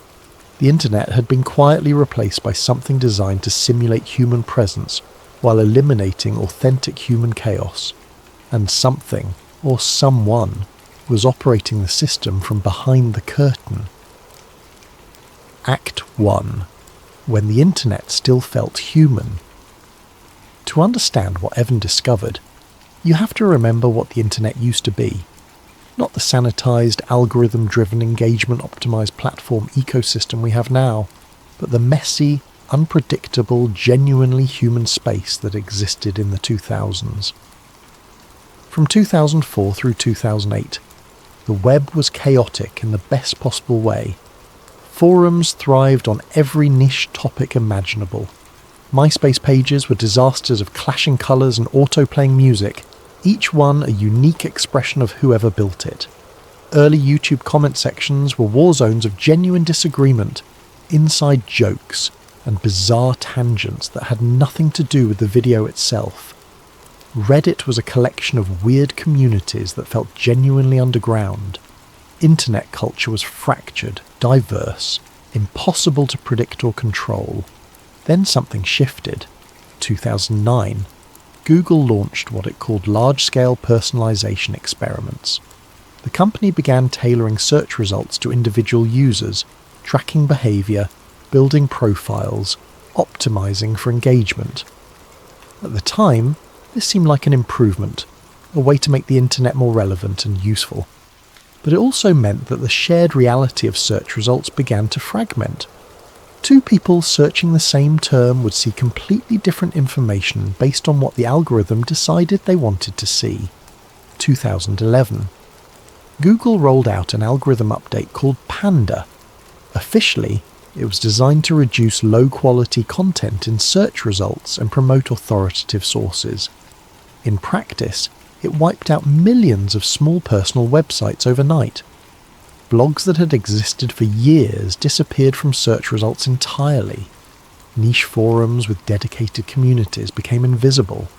The web's long tail, all those strange little corners where real people gathered around obscure interests, was systematically deprioritized in favor of major platforms and corporate media sites.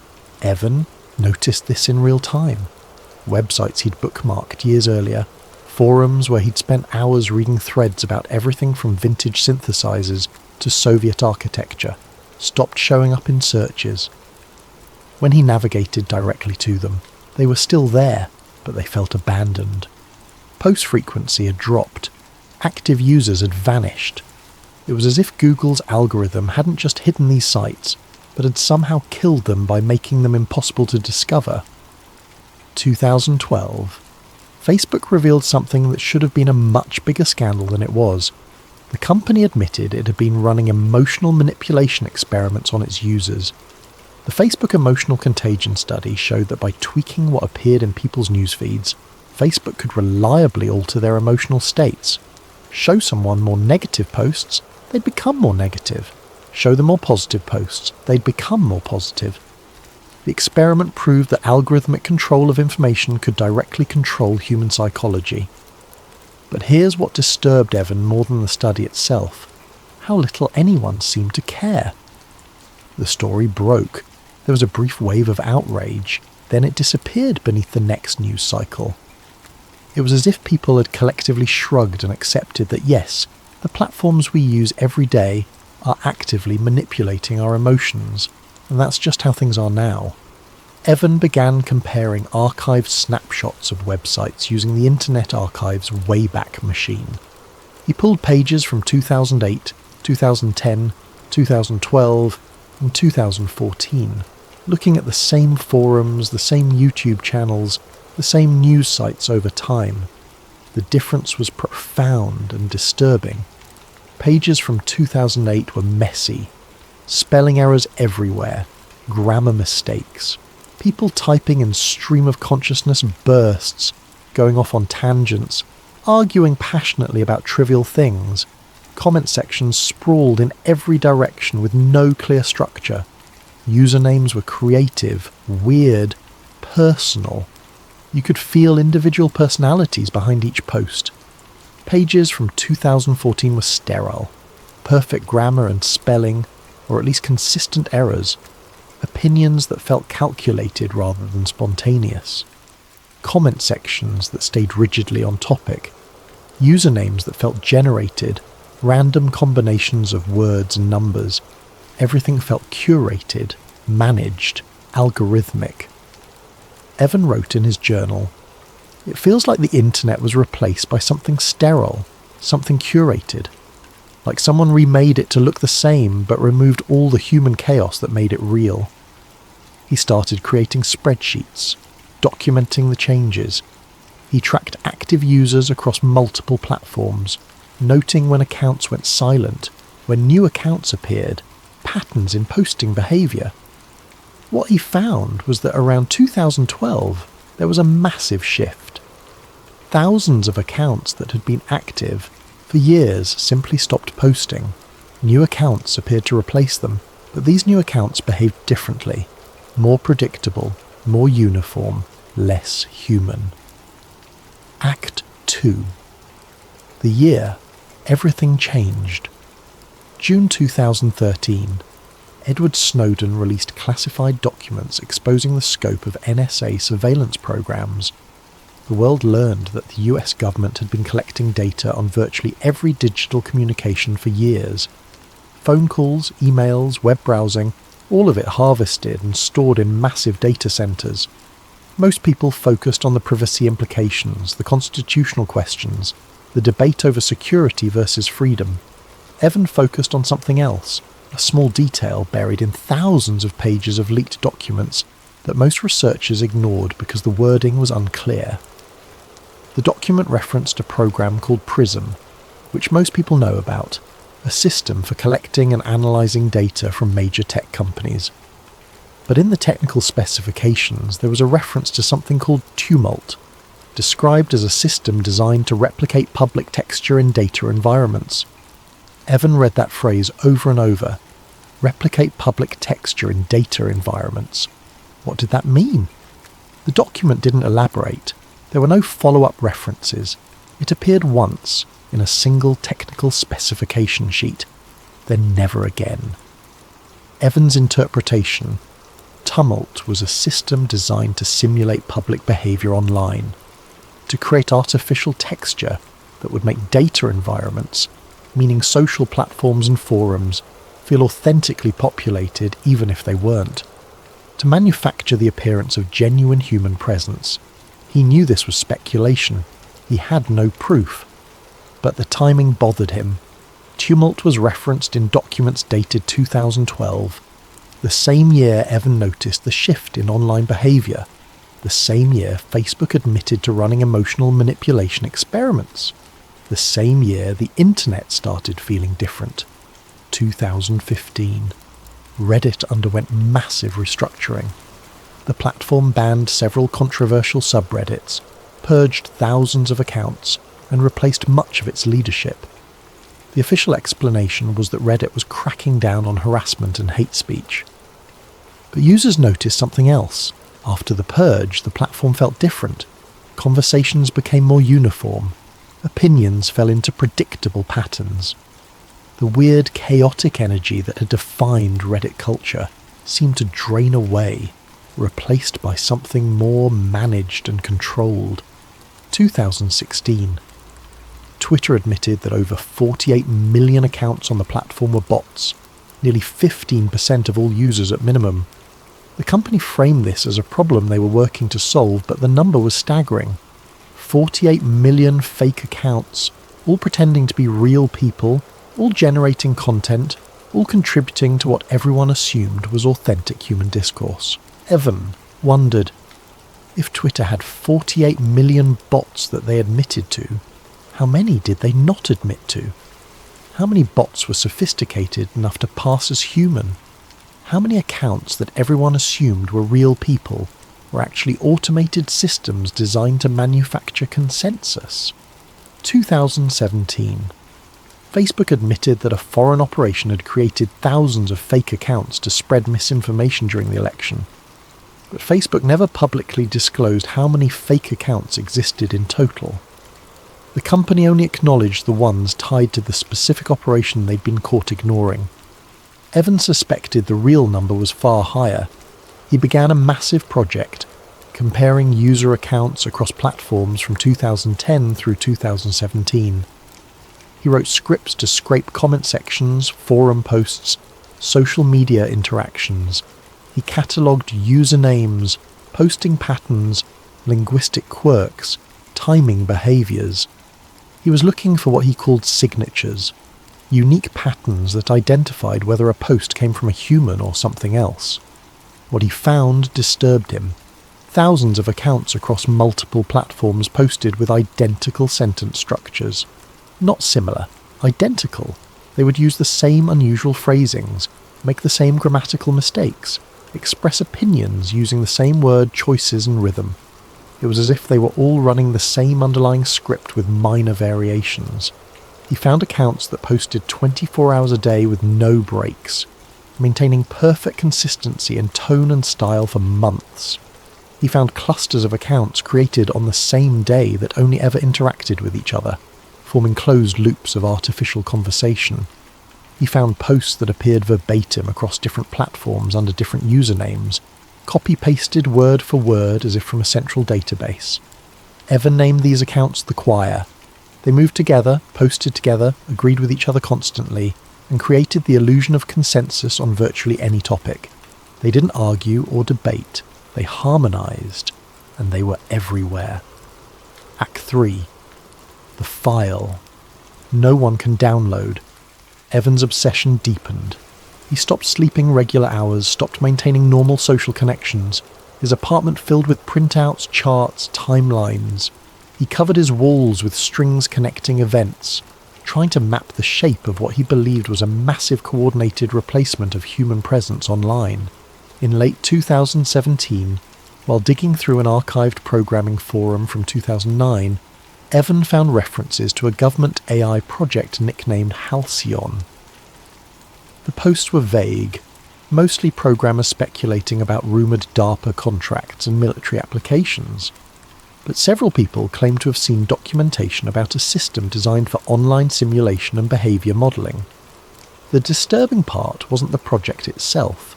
DARPA funded all kinds of experimental AI research.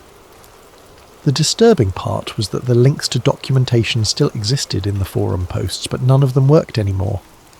Clicking any link related to Halcyon returned the same error message: forbidden, resource retired.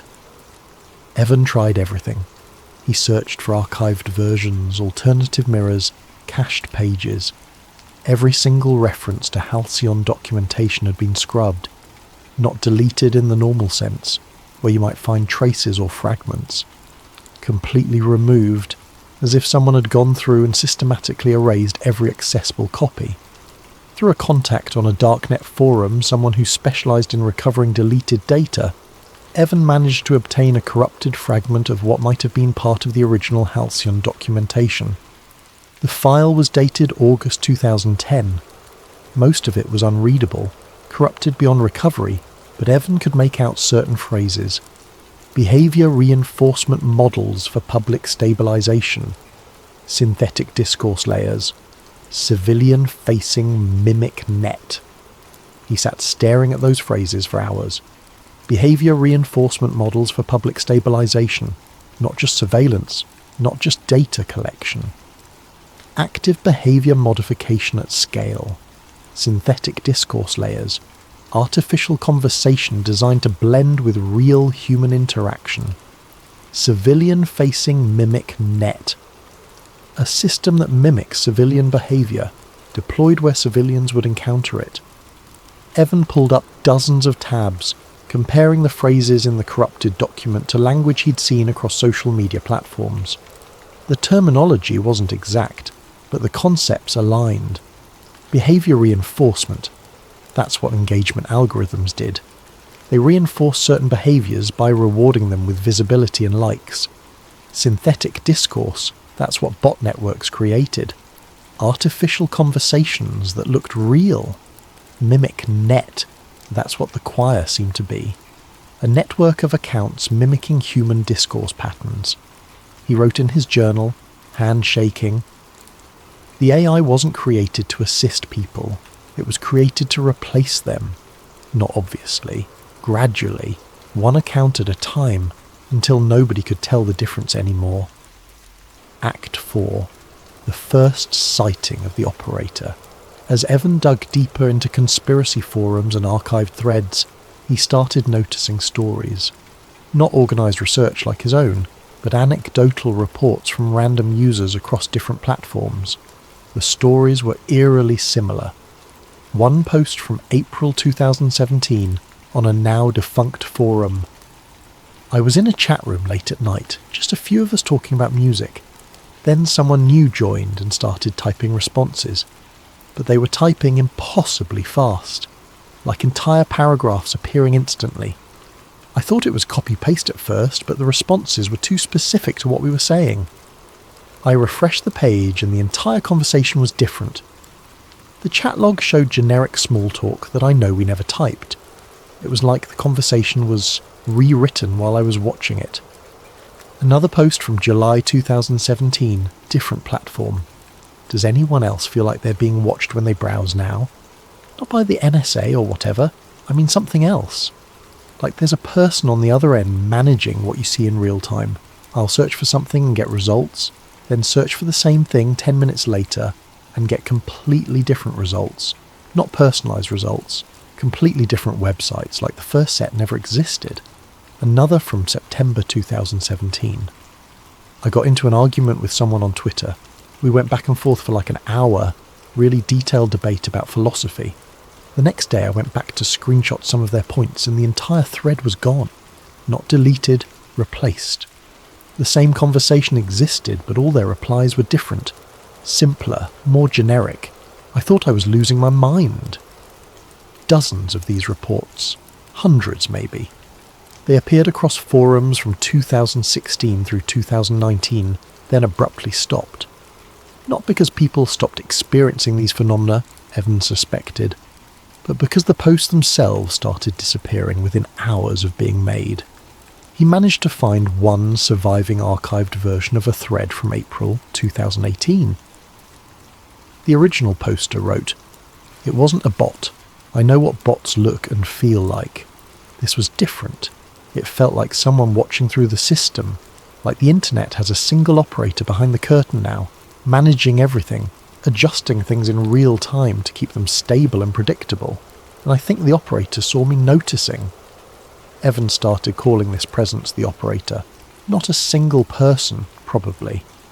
More likely a system, an AI or network of AIs managing online discourse, maintaining the illusion of authentic human presence, smoothing out anything too chaotic or unpredictable, the operator in the wires.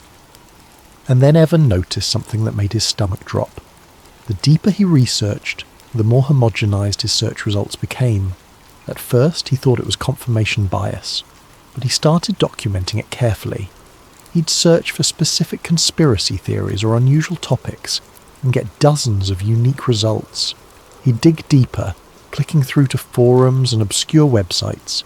Then, days later, he'd search the same terms and find completely different results.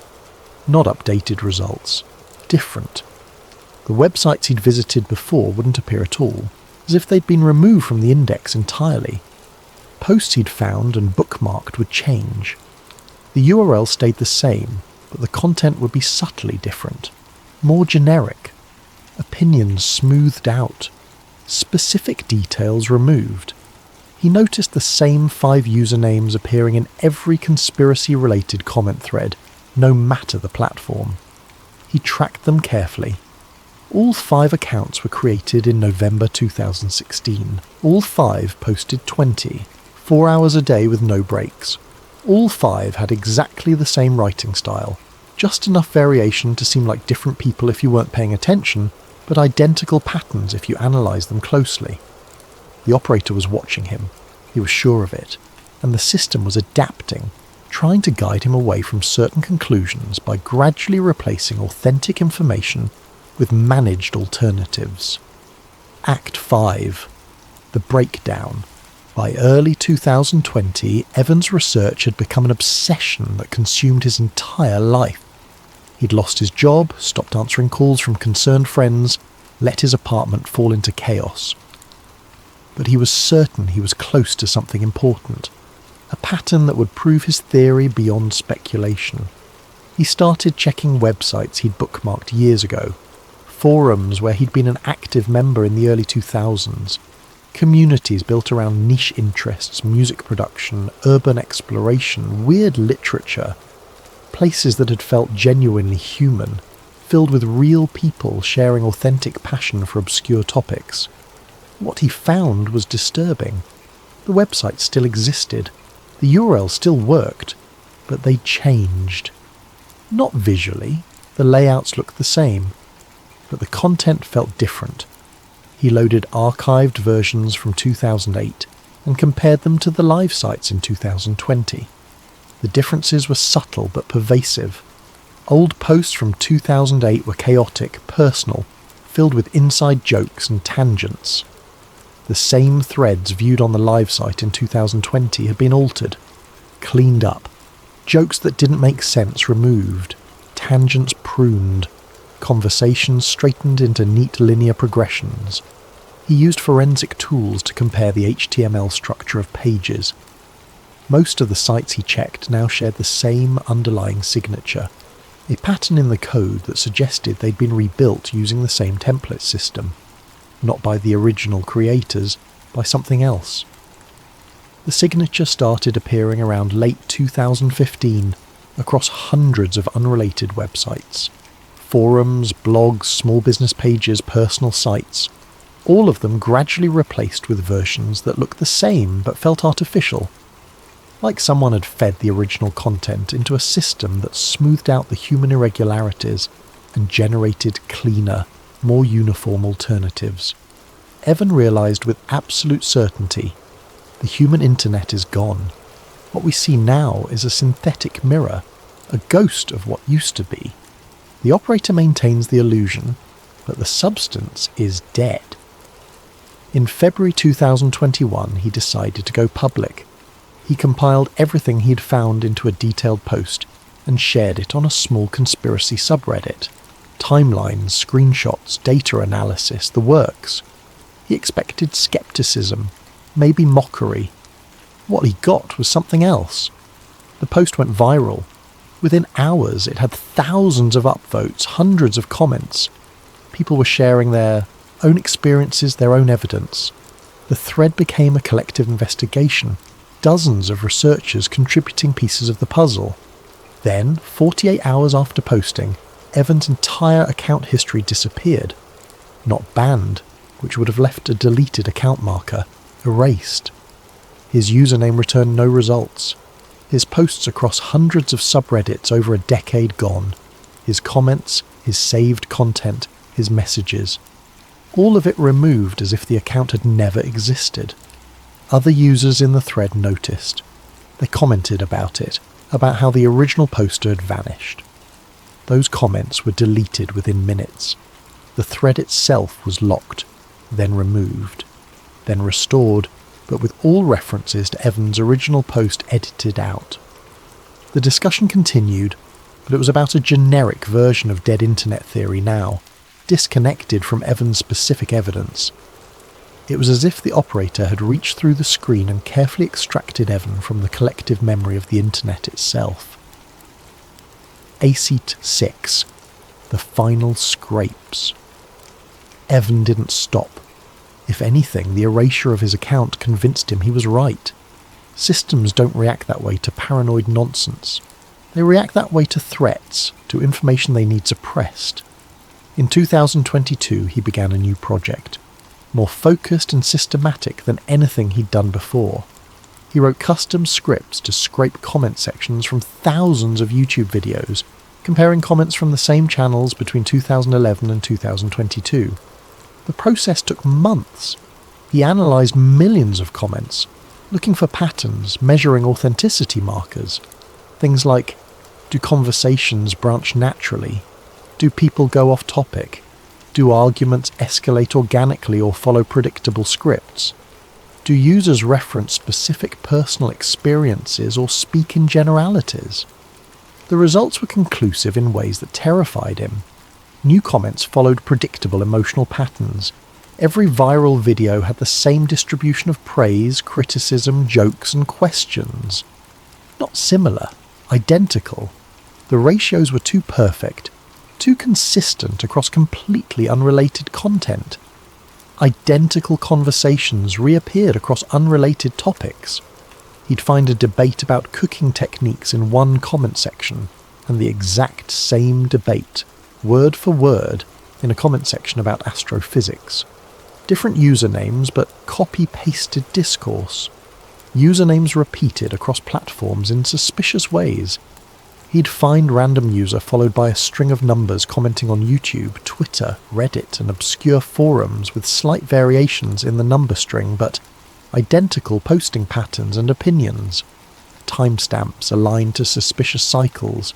Huge waves of comments appearing at exact intervals, always the same time gaps, as if generated by a system running on a schedule rather than by humans browsing randomly. Most disturbing of all, no new conversations branched authentically past a certain depth. He'd find threads that looked like genuine debates, back and forth exchanges that seemed human. But if you followed any thread deep enough, past 6 or 7 replies, the conversation would loop. People would start repeating earlier points with minor rewording. Opinions would flatten. Outrage or enthusiasm, no matter how intense it seemed at first, never became specific. It stayed vague, energetic, but contentless. Real human debates didn't work like that. Real arguments escalated, branched, brought in outside references, got personal. These looked like simulations of debate, sophisticated but not quite human. The operator's discourse running in loops. Evan wrote in his notes, "I don't think they killed the internet.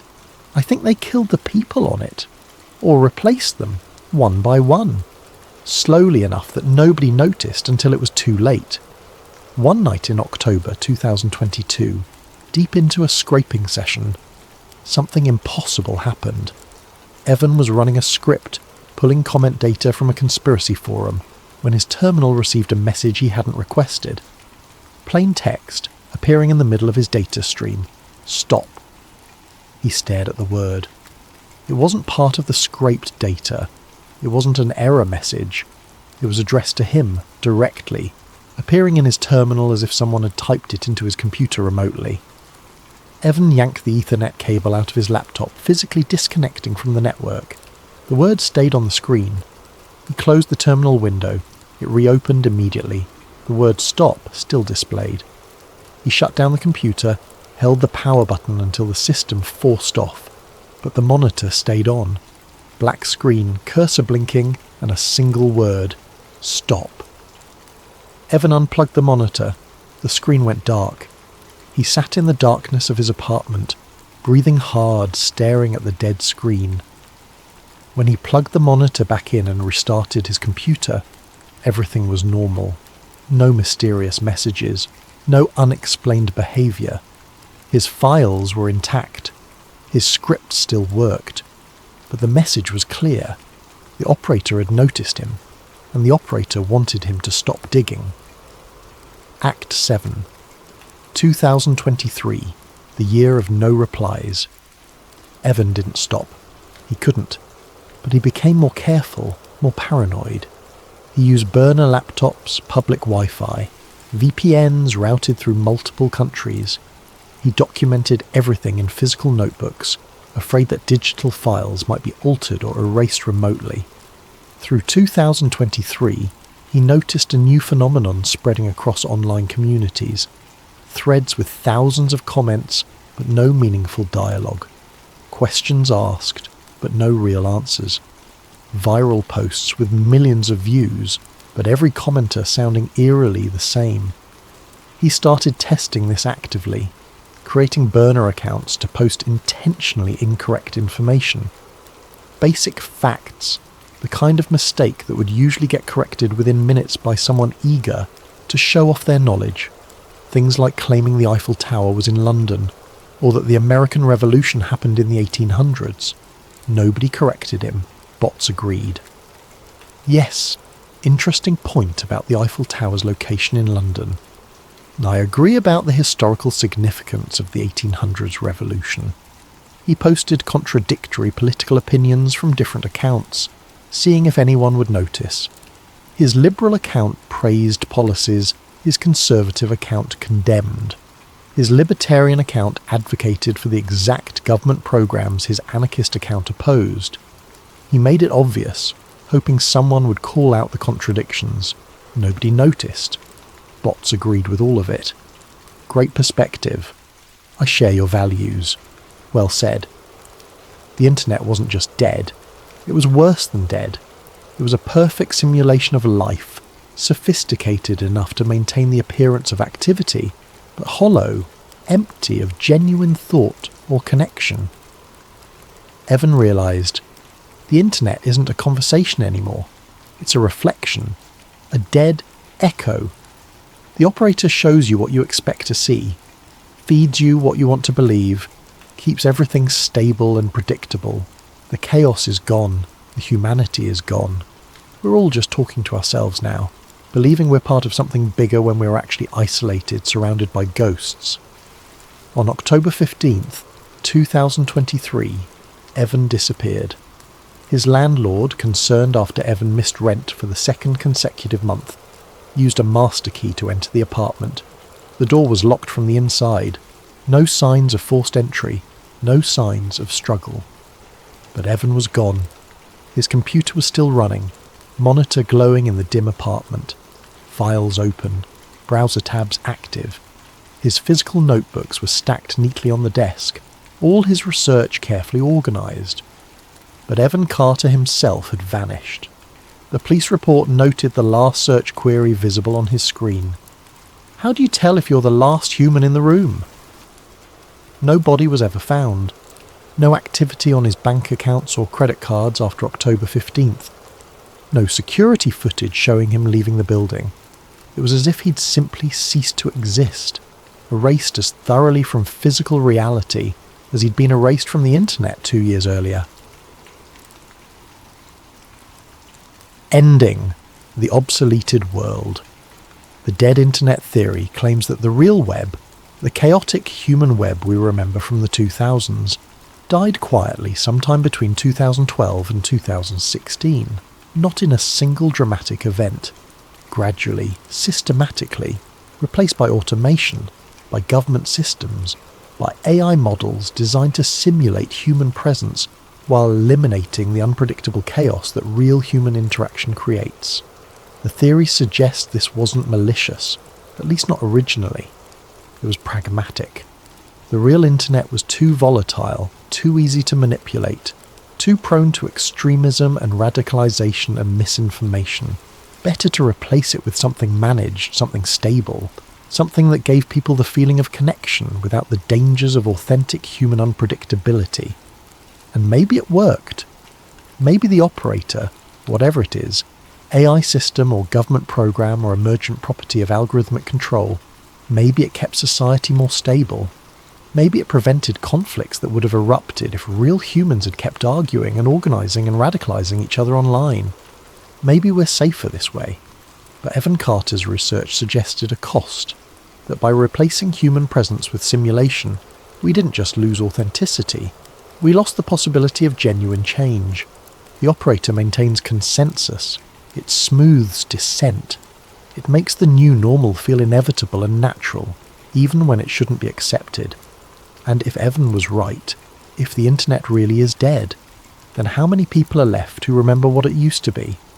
How many people notice that conversations feel hollow, that communities feel artificial, that the web seems to be running on autopilot? How many people like Evan, curious and paranoid enough to investigate, have also disappeared? The scariest part of the dead internet theory isn't that it might be true. It's that if it is true, there's no way to prove it from inside the system. Every tool we'd use to investigate is part of the same network.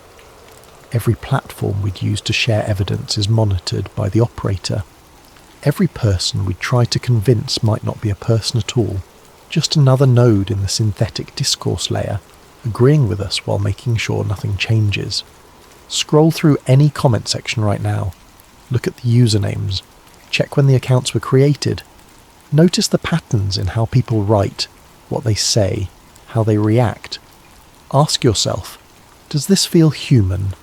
Does this feel like the internet you remember from 15 years ago? Or does it feel like something trying very hard to convince you it's still alive? A final image to leave you with tonight. A scrolling comment section. Endless posts flowing past. Every username created within the last few years. Every opinion identical or predictably opposed in exactly balanced ratios. Every reply hollow, content-free, saying nothing while appearing to say something. And at the bottom of the screen, one last comment, appearing in real time as if typed by invisible hands. It's okay. You're safe now. Just stop asking questions. Sleep well. Or don't. Because once you start seeing the patterns, once you notice how uniform everything has become, you can't unsee it. The internet might be dead, but something is still operating it, and it's watching.